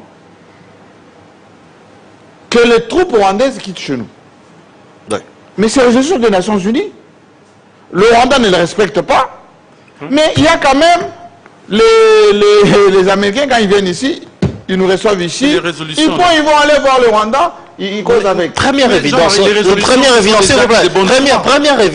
Jean-Marie Kassamba. Première évidence, Jean-Marie Kassamba. Est-ce qu'il n'y a-t-il pas de troupes armées rwandaises sur les sols congolais? Mais ça s'est acté. C'est acté. Moi, je parle par rapport. Alors, c'est comme ça que je voudrais ici enlever cette vraiment élaguer cette idée que Nanga a un poids, qu'il y a des commandos congolais et que les FCC, l'AFC pourrait mener l'armée, ou encore, comme les autres disaient, qu'aujourd'hui, si les Rwandais ou l'armée rwandaise s'est retirée, il y aura guerre. Non. Notre armée va élaguer ces petits groupes en un rien de temps. Mais seulement, pour rejoindre votre question, mais est-ce que nous n'avons pas vu des sanctions contre les officiers rwandais? Des sanctions? Bien sûr. Est-ce qu'on n'a pas contre 4 personnes? Exactement. Mais c'est un début. C'est un début, c'est un processus. Vous savez que Cuba a été sanctionné par combien de temps? Je ne sais pas, mais est-ce que vous pouvez m'en dire, depuis l'agression rwandaise, cette agression rwandaise qui date plus de 30 années, combien de sanctions a-t-il eu? Il n'y en a pas eu. Donc, cet accord, ne négligeons pas cet aspect diplomatique. Il y a, c'est vrai, tout ce qui s'est dit, la révolution, tout ce qui s'est dit Nanga, mais Nanga ne représente rien. Nanga ne représente rien, et encore moins les Congolais qui sont là-bas. Ils se retrouvent en train d'être dans quelque chose qu'ils ne comprennent même pas. Alors que Kagame le dit clairement, que j'ai les contrôles de Goma, ainsi de suite. C'est quoi le modus operandi maintenant pour contraindre Kagame à quitter chez nous? Mais c'est l'accord, et c'est un processus. Parce que vous dites l'accord ne sert pas. Vous avez posé une question pertinente. Oui. Est-ce que dans l'accord, il est dit aujourd'hui qu'il y aura telle sanction contre les Rwandais, contre Kagame, s'ils ne quittaient pas les Congolais? On a dit les mesures de confiance. Justement, qui vous dit qu'après cet accord, après évaluation, y aurait-il pas encore d'actes diplomatiques qui vont exactement contraindre le Rwanda? Parce que nous comprenons tout juste, si, et c'est une évidence qu'il y a l'armée rwandaise sur le sol, nous comprenons que c'est une affaire étrangère. C'est d'abord une affaire étrangère, bien évidemment, que Kagame doit utiliser des Congolais pour essayer de légitimer cette agression. Et nous le savons. Il y a une question fondamentale. Je verrai que Gauthier nous explique tout ceci en langage beaucoup plus simple. Je voulais répondre à Gauthier Sey, Jean-Marie Kassamba, pour dire... Bon, Gauthier Sey, il disait que l'AFC respecte les cessez-les-feux et les Congolais. L'AFC ne respecte pas les cessez-les-feux. Il ne respecte rien d'ailleurs. Parce que Nanga, qui lui a organisé les élections, ne pouvait pas d'abord se retrouver rebelle. Ça veut dire que... Non, mais là, vous mélangez là. Vous parlez de l'homme Nanga, vous parlez de... C'est un exemple. Mais, bon, attendez, vous mettez... Lui, on parlait de cessez-le-feu vis-à-vis justement, par rapport à Doha. J'aimerais bien définir les personnes pour vous montrer que c'est des gens qui ne respectent aucun texte, qui ne sont dans aucun... Ils ne respectent rien. S'ils avaient la possibilité, comme il le disait, nous arriverons à Kinshasa, ils auraient fait cela. Mais ils sont simplement bloqués. C'est comme ça qu'ils n'arrivent plus à... Ils sont bloqués par quoi? Bien évidemment, il y a d'un côté la diplomatie, de l'autre côté, il y a l'armée. Gauthier, essayons de clairer. Parce que la thématique que nous avons mis ensemble aujourd'hui, c'est RDC, sécurité et dialogue. Quoi choisir? On choisit quoi, a priori? Parce que quand vous écoutez Mamba, il vous dit, on ne peut pas faire un pseudo-dialogue parce que les gens avec lesquels nous allons dialoguer, ils sont sous l'influence rwandaise. Très bien. Si vous suivez ceux qui sont les pro-guerre, ils vont vous dire on renforce nos forces armées avec les drones maintenant, on va frapper à la tête et on va finir une bonne fois pour toutes. Jean-Marie, je dirais... Ça serait quoi l'idéal? Très bien, Jean-Marie. Je dirais au directeur et à mon cher ami que même dans un foyer où la femme n'est qu'une femme ménagère, c'est papa qui ramène tout, le jour qu'il y a divorce, cette femme n'a pas, il y a des équilibres dans ces foyers. Ah oui, il y a des équilibres. Même si c'est lui qui a des millions, elle ne fait que préparer. Les jours qu'il y a divorce, elle quitte cette maison-là, il y a des équilibres. Il faut remplacer une autre mère pour retrouver son équilibre. Donc, ne minimisons pas, n'est-ce pas, les adhésions, les mouvements qui se font de l'autre côté. Et la guerre ou la rébellion n'est toujours pas militaire. Si elle était seulement militaire, on n'aurait pas à voir, n'est-ce pas, les autorités morales comme des Nanga, des Bissimois, qui jouent un rôle politique. Parce que ceux qui négocient à Doha, ce ne sont pas les militaires. Il peut y avoir aussi un militaire, mais la plupart sont des stratèges. Donc, ici, il y a aussi je vais encore le citer, Mamba. Mamba dit, ceux qui vont à Doha, excusez-moi du terme, miment ce qu'on leur dit par Kagame. Il peut avoir raison, il peut avoir tort, mais seulement ici, quand ils vont, ils ne se présentent pas là-bas comme Rwandais. La plupart qui se vont là-bas, ce sont des Congolais. Donc, la stratégie dont le directeur parle de Kagame, il a pu, n'est-ce pas, intégrer certains Congolais dans sa comment on appelle, sa JBC. Oui. Donc aujourd'hui, si nous, on arrive, Kinshasa, à déjouer cette stratégie, faire comprendre à nos frères et sœurs qui vont naïvement de ce côté-là que voici l'idée cachée de Kagame et que revenez au bon sens, nous allons gérer ensemble les pays et que nous puissions discuter en interne et que ça soit mais tout ça, soit réglé entre dialogue, ça sera résolu et Nanga et plutôt Kagame n'aura plus des Congolais instrumentalisés. Aujourd'hui, s'il arrive encore à instrumentaliser certains Congolais parce que d'autres ont des revendications, c'est vrai, je n'encourage pas qu'à cause de cela qu'ils aient touché des armes, mais il faudra qu'on les ramène à la raison. Et une fois qu'ils seront ramenés à la raison, ces frères et sœurs-là vont quitter, n'est-ce pas, la milice rwandaise, et à ce moment-là, le Rwanda sera explosé et le monde entier saura que c'est les Rwandais. Mais quand Izouba dit on ne peut pas se focaliser sur la déstabilisation pour ne pas y laisser totalement d'accord avec sur le M23, l'AFC M23, parce que même si on en termine avec l'AFC M23, il y a les autres. Totalement. Ici, il s'agit d'une agression. Il y a les Bo, il y a les ADF. Les autres, là, c'est une rébellion qu'on peut gérer. C'est une rébellion qu'on peut gérer en interne. Ils n'ont pas de grands soutiens. Oui, il suffit que l'armée... D'abord, il faut commencer par un dialogue intercommunautaire dans certains coins du pays, parler entre les communautés, rétablir, n'est-ce pas, parce que souvent, ils se disputent, n'est-ce pas, des frontières, des champs, ils se disputent des vaches. ils se disputent des chèvres. Et je pense que là, il suffit qu'il y ait un petit dialogue intercommunautaire, comme ça s'est fait au Kassai avec le Kamouina Sapou. Aujourd'hui, la paix est revenue au Grand Kassai. Je pense qu'on pourra résoudre. Mais ici, il s'agit d'une agression où il y a une armée qui envoie ses éléments chez nous pour tuer, n'est-ce pas, conquérir certaines villes. Donc ici, c'est très complexe et aussi c'est gravissime. Maintenant, la question, je vais répondre à votre question. Oui. Sécurité et dialogue. La sécurité est inclue dans les dialogues. Ici, il faut les dialogues, Jean-Marie. Il faut le dialogue. Il faut dialoguer. Mais ça semble s'atténuer maintenant.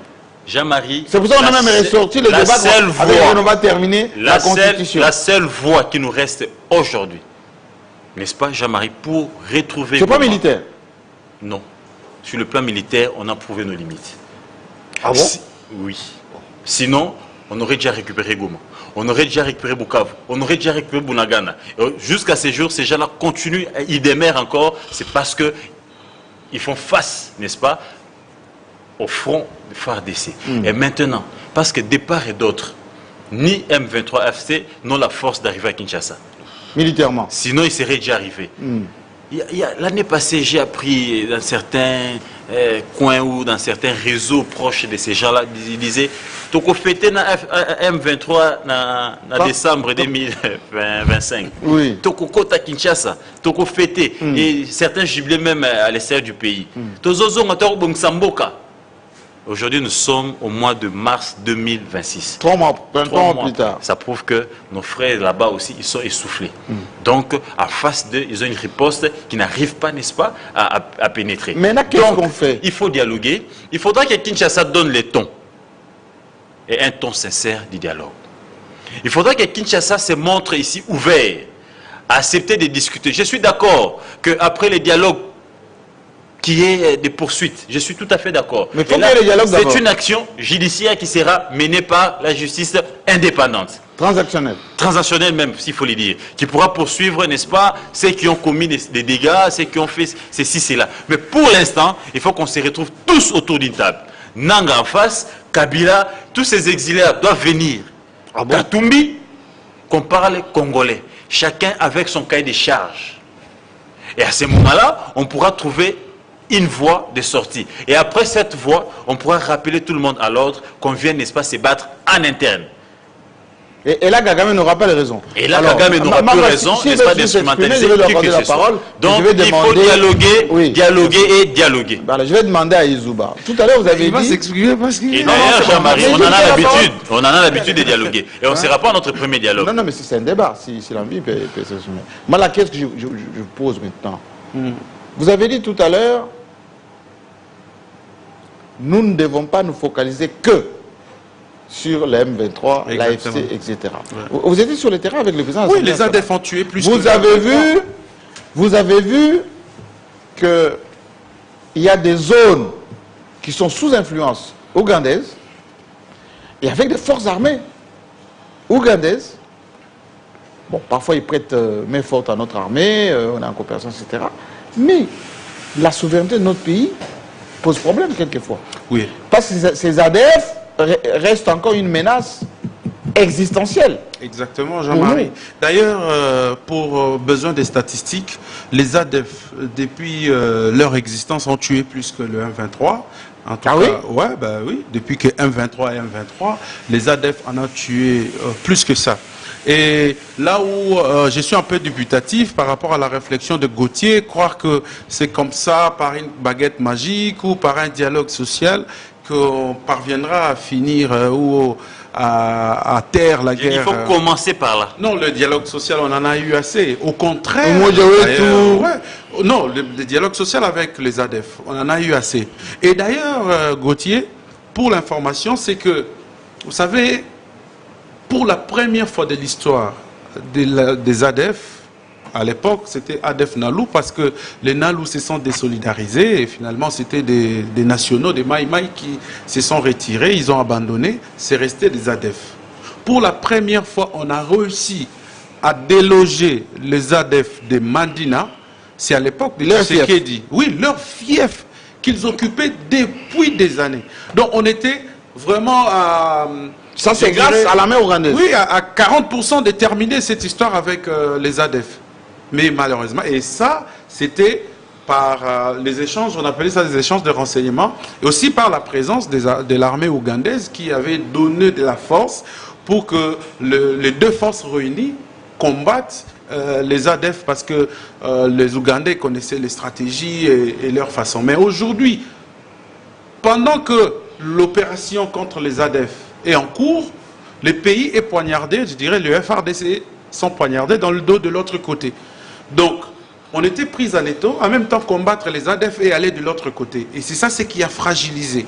Et nous avons comme l'impression, aujourd'hui, que sur le terrain de combat, on a toujours l'habitude d'appeler ça comme un repli stratégique. Donc, il y a beaucoup plus de replis stratégiques, et de l'autre côté, les ADF continuent à organiser de deuil dans les familles des paisibles citoyens. Ma question est, Willy Michiki a fait son communiqué, et d'autres factions de Ouazalendo l'ont exclu, et puis lui il s'explique que non, ce sont les grands chefs là-bas vont communiquer pour me réhabiliter ou me dire, enfin, manifester les soutiens qu'ils ont vis-à-vis de moi, etc. Ma question était par rapport à ce que vous avez dit au début. Si on met le focus sur l'M23 et que les autres forces de déstabilisation, on ne les met pas dans une dynamique de gestion et de contrôle, est-ce qu'on ne perd pas le temps? Parce qu'on ne pourra pas changer la Constitution si des parts entiers de notre pays sont sous contrôle étranger. Moi, je pense qu'on ne perdra pas le temps. Pourquoi? Parce que ce ne sont pas dans la même zone. Bien que ce soit dans une même province, le Nord Kivu pour ce qui est du 1-23 et les ADF. Mais vous avez aussi d'autres provinces aussi. Vous avez les Donc, Moro, vous avez les Kodeko, vous avez les Zaïre. Moi, tout ce que j'ai reproché à Gauthier, ce n'est pas seulement de minimiser, mais c'est quand même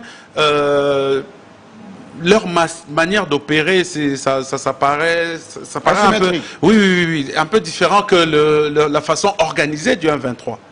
Donc, ça veut dire qu'on peut en même temps terminer avec le 1-23 et continuer la guerre avec... Ça sera pas vraiment... Ça sera pas fini, Jean-Marie.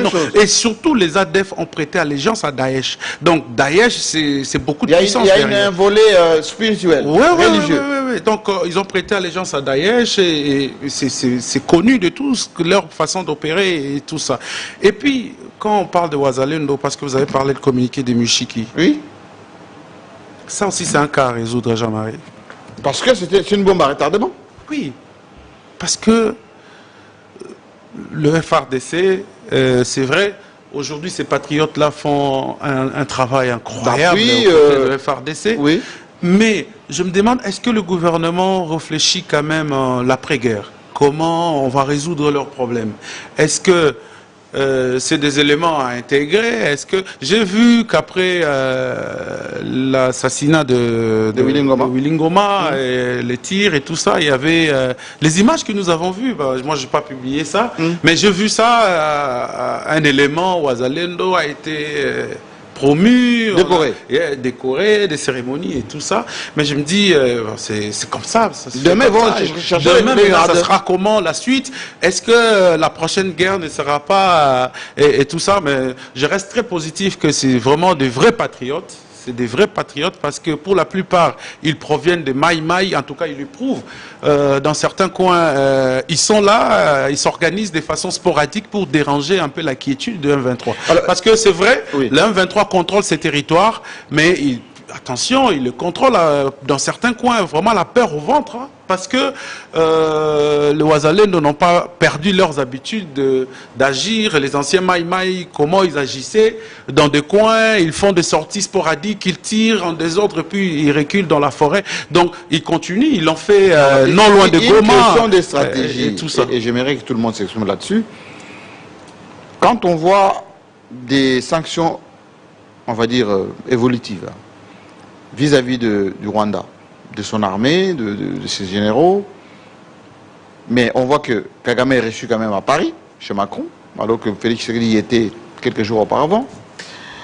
Lorsqu'on voit qu'il y a beaucoup de réunions importantes qui sont prévues au Rwanda bientôt, est-ce qu'on peut penser que Kagame est vomi par les Américains, est vomi par l'Union européenne. Non, moi je pense que ça... Une fois pour toutes. Oui, c'est une politique d'usure qu'a installée Paul Kagame. D'usure? Oui, la diplomatie de Kagame, c'est comme ça. Il sait que son pays n'est pas un pays où la population va revendiquer pour son départ. Il est là, il gagne le temps. Il est en train de regarder de l'autre côté. Oui, parce qu'il sait que bientôt là, le vrai débat politique va commencer en RDC. En RDC. Et cette histoire de révision de la Constitution, il les regarde de très loin. Il sait que de ce côté-là, la communauté internationale ne badine pas avec la RDC. Ne comparons pas la démocratie selon la RDC et la démocratie selon le Rwanda. La communauté internationale a beaucoup à gagner en RDC qu'au Rwanda. Ils ont beaucoup d'intérêt au Congo qu'au Rwanda. Donc, sur cet angle-là, vous aurez vous-même à voir le communiqué Jean-Marie. Si aujourd'hui, Kagame peut même rester en vie, il peut même en décider, changer de constitution comme il veut, tailler sur mesure, il y aura peut-être moins de communiqués que chez nous. Et ils savent que ici, la démocratie est jeune, la démocratie s'est mûrie du jour au lendemain. Ce n'est pas facile pour Tshisekedi d'obtenir cette révision et surtout les articles... Mais lorsque il y a... Donc, alors, Serge, expliquez-nous. Non, vous pouvez donner la parole à Ambroise, il a demandé. Non, si, il va parler. Voilà, j'ai beaucoup de respect pour votre police de débat. J'aimerais bien que Serge, Didier, que vous nous répondiez clairement là-dessus. J'aimerais que vous nous répondiez là-dessus. Est-ce que ce qui s'est passé au Congo-Brazzaville, ce qui s'est passé en Côte d'Ivoire, ce qui s'est passé au Rwanda, en matière de texte, en matière de constitution, etc., peut se passer chez nous aussi facilement, ou bien il faut une préparation de l'opinion en profondeur, révision ou changement, mais une préparation en profondeur, et aussi un accompagnement de la communauté internationale. Oui, je vous réponds directement oui, mais il faut une préparation. Et la préparation, je pense que... Est-ce qu'on l'a fait, cette préparation? Oui, bien évidemment. Les chefs de l'État ont commencé, avant qu'il n'y ait cette répression armée et autres, il a commencé par une préparation pour essayer de montrer que les textes n'étaient pas bons, il fallait réfléchir profondément. C'est comme ça que nous avons eu des... C'est même ça l'origine même de frustration de plusieurs dans l'Union sacrée de voir Bahati parler alors que le chef avait déjà commencé à réfléchir. Mais c'est faisable. C'est faisable parce que... Est-ce qu'il y avait le mot d'ordre? Non, il n'y a pas de mot d'ordre. Alors, pourquoi criminaliser Bahati? Je n'ai pas criminalisé, j'ai dit il y a eu quelques incompréhensions parce que les chefs avaient déjà commencé à réfléchir dans un sens quelconque. Mais il y a une chose, Jean-Marie. Comparaison. Si nous comparons, nous allons juste comprendre que aujourd'hui, les pouvoirs en place s'est préparé il y a depuis longtemps. Parlons des textes.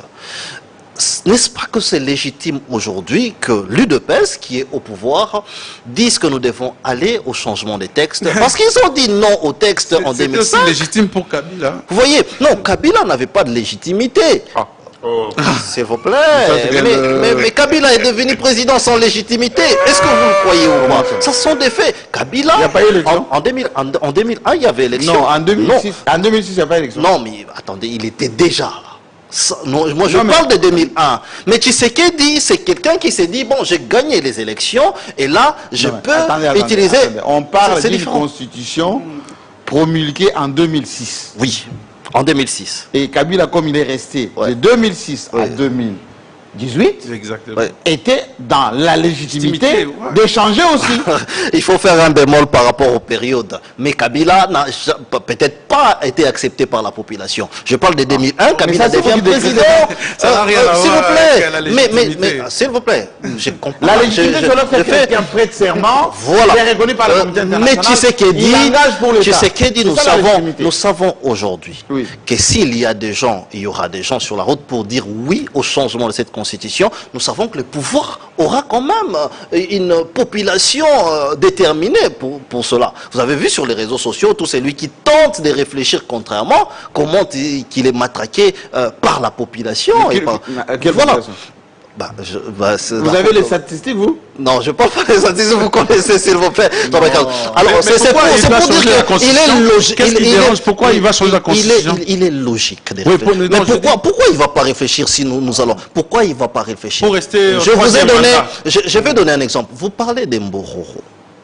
Vous avez parlé de Mbororo. Est-ce que vous pouvez bien expliquer aux gens cette histoire de Mbororo, comment elle a commencé? C'est justement ces gens qui ont demandé des réfugiés climatiques qui sont devenus proprement comme ça, mais avec des armes, aujourd'hui commencent à déranger la population. Ce sont des éleveurs. Les chefs de l'État a dit, et ce sont pas des éleveurs, les chefs de l'État a dit clairement que mon souhait était de nommer conformément à mon pouvoir, les gouvernants. Vous n'allez pas l'empêcher de réfléchir. Voilà pourquoi quand Edmond parle de la démocratie, nous savons que y compris les États-Unis, ils préservent la démorcratie. Et la démocratie, c'est...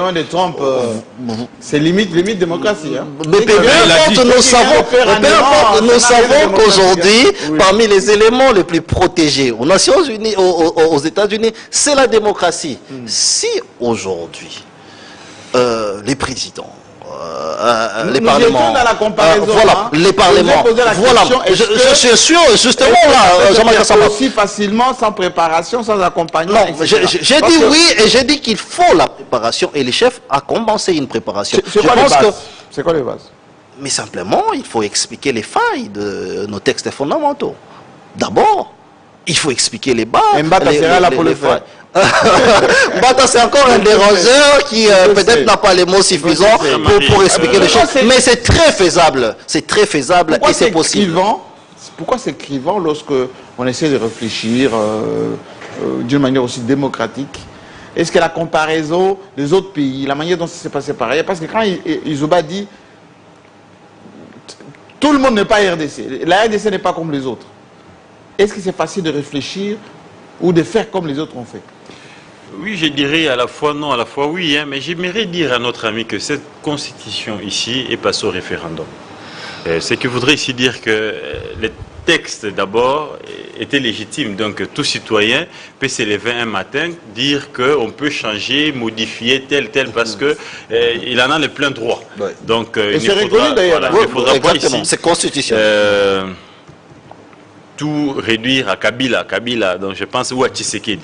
Tshisekedi, c'est comme tout citoyen aussi, c'est vrai qu'il est président de la République, il occupe un poste important, mais aussi il a une forte plateforme derrière lui, il a émis les vœux, mais on peut en débattre. Bon. Donc il ne faudra pas que ceux qui disent les contraires soient considérés aujourd'hui comme des sorciers, non, et comme les cas avec Bahati, donc il faut les défenestrer, il est contraire, non, il faut d'abord, voilà, la RDC aujourd'hui n'a pas besoin de ce genre de débats. Nous n'avions pas besoin des débats qui divisent, Jean-Marie. Ici, nous devons tous converger vers la cohésion nationale. Récupérer notre superficie. Remettre nos compatriotes de l'Est dans leurs droits et qu'ils soient rassurés que eux et leurs biens sont sécurisés par l'État. Et après, l'État souverain. Souverain, bien sûr. Après, on peut débattre des questions comme ça qui divisent. Ce n'est pas le moment, Jean-Marie. La RDC, je peux ici, Jean-Marie, la caricature comme si... c'est comme... Elle se comporte aujourd'hui comme l'union sacrée. Avec un présidium où il n'y a pas de coordination, il n'y a pas de réunion. Et chacun se lève un matin, il dit ce qu'il veut. Et quand ça va... Ça va dans le sens contraire de celui qui se considère comme le guide suprême, ah, il a trahi la foi. Il faut le pendre. Il faut le pendre parce que lui, alors qu'en démocratie, la démocratie dont vous parlez, c'est la vitalité démocratique. Ouais. C'est des gens aussi qui ne connaissent pas bien Tshisekedi, parce que lui, il accepte la contradiction. Comment ça? Mais attendez. Bien sûr. Quand Tshisekedi aujourd'hui... On a parlé du cas des Bahati. S'il vous plaît. Tshisekedi aujourd'hui, il a une plateforme. Sur un siège éjectable. Tshisekedi a une plateforme qu'il dirige. Il est autorité morale d'une plateforme qu'on appelle Union Sacrée. Dites-moi, dans cette Union Sacrée, il y a la démocratie? Bien sûr que dans son propre parti politique, il y a la démocratie? Mais bien évidemment. l'IDPS. Attendez, lorsque nous voyons dans l'IDPS, il y a des gens qui crachent même sur les autorités, mais qui ne sont pas exclus. Vous avez vu cela dans d'autres partis politiques? Est-ce que vous crachez sur l'autorité suprême, vous restez sur... Saviez-vous combien de blessés? S'il vous plaît. Est-ce que vous saviez combien de blessés? On parle de la démocratie et la liberté d'expression. Mon cher ami, vous êtes journaliste, allez vous informer. Combien sont tabassés parce qu'il a contredit les secrétaires généraux, parce qu'il a contredit tel cadre du parti, parce qu'il a donné un avis contraire. Et aujourd'hui, chaque cadre du parti s'est organisé à avoir sa propre milice. Alors, attendez, il vient d'en donner les cas ici. Confirmez ici, vous êtes journaliste, vous dites que les cadres du parti ont des milices. Dites-moi, quand vous... Bon, peut-être c'est péjoratif, mais il faut aussi dire, je voulais aussi dire que c'est gang. C'est gang. Quand elle dit quelque chose de contraire que Kabouya, il y a les gangs de Kabouya qui doivent aller là-bas dire yo, Moni, Torobunda, Torobeta. Et c'est chaque jour qu'il y a des bagarres à l'Union sacrée. Je dirais ici, Jean-Marie, moi je ne veux même pas qu'on fasse cette comparaison-là. La période où les contextes ne s'y prêtent pas. Ici, on doit dire au chef de l'État la vérité. Tata Mokonzi Mboka. Mboka Ezaro Panzana. Oh. Oui, il faut lui dire la vérité. C'est ça la vraie vérité. Mboka Eza Yako Panzana. Donc, privilégié dans nous boyokani. Il y a peuple, cohésion nationale, tout le monde résoudre dans nous cohésion, et en étant unis, on va mettre dehors l'ennemi. On bouffera dehors. Maintenant, Jean-Marie, la question de la révision, s'il vous plaît. La question de la révision. Changement. La question réduction des trains de vie. Toutes les questions qui peuvent aller dans le sens de nous diviser, mettons ça au frigo. À ce stade, nous sommes tous convergés vers l'unité, vers la restauration de l'autorité de l'État sur toute l'état de la République démocratique du Congo. Nos frères et sœurs... En oubliant les divisions, en oubliant les frustrations, en oubliant... Nous devons dépasser de ça. Et sursaut patriotique oblige. Le nationalisme oblige Jean-Marie. Il faudra ici que les chefs d'État prennent les bâtons de pèlerin en tant que le commandant suprême. Ceux qui l'ont élu et ceux qui ne l'ont pas élu, il est leur chef d'État. Parce qu'il a prêté serment. Et cette constitution ici représente l'ensemble des Congolais. Le socle. Et les Congolais que lui devait sécuriser et leurs biens, certains sont en fuite. Certains se sont déplacés vers des zones où ils sont en insécurité. Et l'ami venait de donner ici un exemple patent. Il quitte Béni pour aller à tel endroit, il trouve les ADF, il quitte de l'autre côté pour aller trouver les Boro. Donc vous comprenez qu'il y a nos frères et sœurs qui sont aujourd'hui en difficulté terrible. Et monsieur le chef de l'État, l'armée, c'est une solution, mais l'armée, la solution n'est pas immédiate. Nous devons privilégier les dialogues. Et les dialogues pourront nous amener, n'est-ce pas, vers la réforme, la construction d'une armée forte, afin que demain, dans les années à venir, que l'ennemi puisse venir nous agresser sur notre sol. Ne venez pas nous vendre ici qu'au sein de l'Union sacrée, il y a de la démocratie. Il n'y a pas de la démocratie. Mais si, il n'y a pas de la démocratie. On sait comment Vital Kamerhe a quitté le siège. On sait comment Bahati, en 2 jours, il va quitter le siège. On sait comment beaucoup ont perdu de leur siège parce qu'ils ont été en contradiction avec...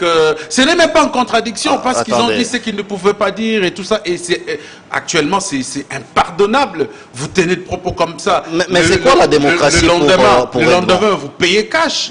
Ce que Vital disait n'était pas le contraire à ce que pensait le chef de l'État. Mais parce que le chef ne le disait pas pendant cette période-là, il fallait l'abattre. Aujourd'hui, il sait que Bahati a dit, on ne sait pas si le lendemain le chef sera d'accord avec lui ou pas d'accord avec lui, mais on s'empresse déjà à le faire sauter. Donc, il n'y a pas de démocratie. Non. Et dans l'IDPS, et dans l'Union sacrée. Donc, ne venez pas nous vendre du vent ici, comme si nous ne vivons pas dans ces pays, pour dire, voilà, les chefs, c'est... Bon, les chefs, oui, ils peuvent être démocrates, mais ceux qui l'entourent, est-ce qu'ils le sont? Alors, aujourd'hui, pour ce débat-là, oui, je vais terminer par la thématique. Sur la Constitution, apparemment, ils sont en train d'anticiper les débats. Ils connaissent qu'il y aura dialogue, alors il faut les enchères, monter les enchères comme on dit.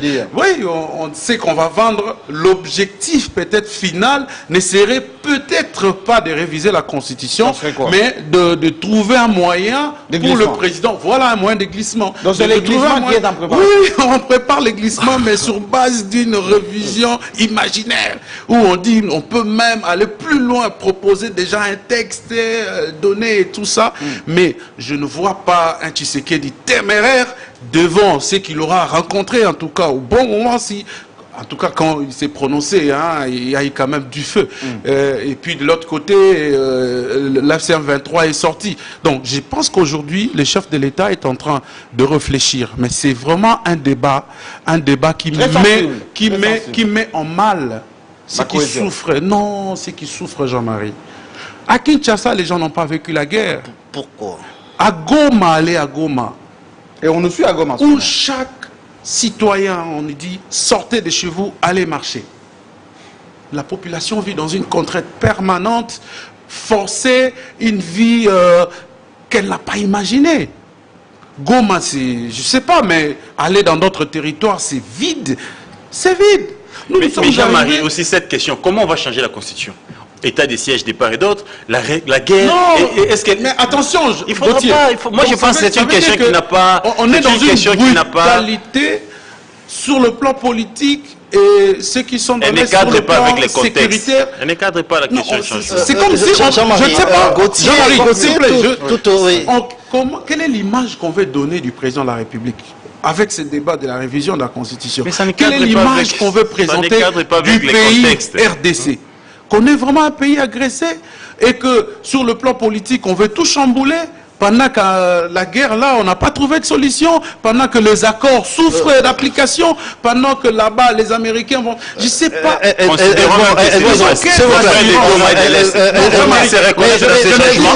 Ils ont d'abord quelle garantie? Ils ont d'abord quelle garantie de nous imposer ces débats-là? Quelle est la garantie aujourd'hui? Moi je dis... Vous avez quelle garantie de pas imposer les débats? Non, moi je n'interdis pas les débats. Moi je n'interdis pas les débats, mais soyons humains.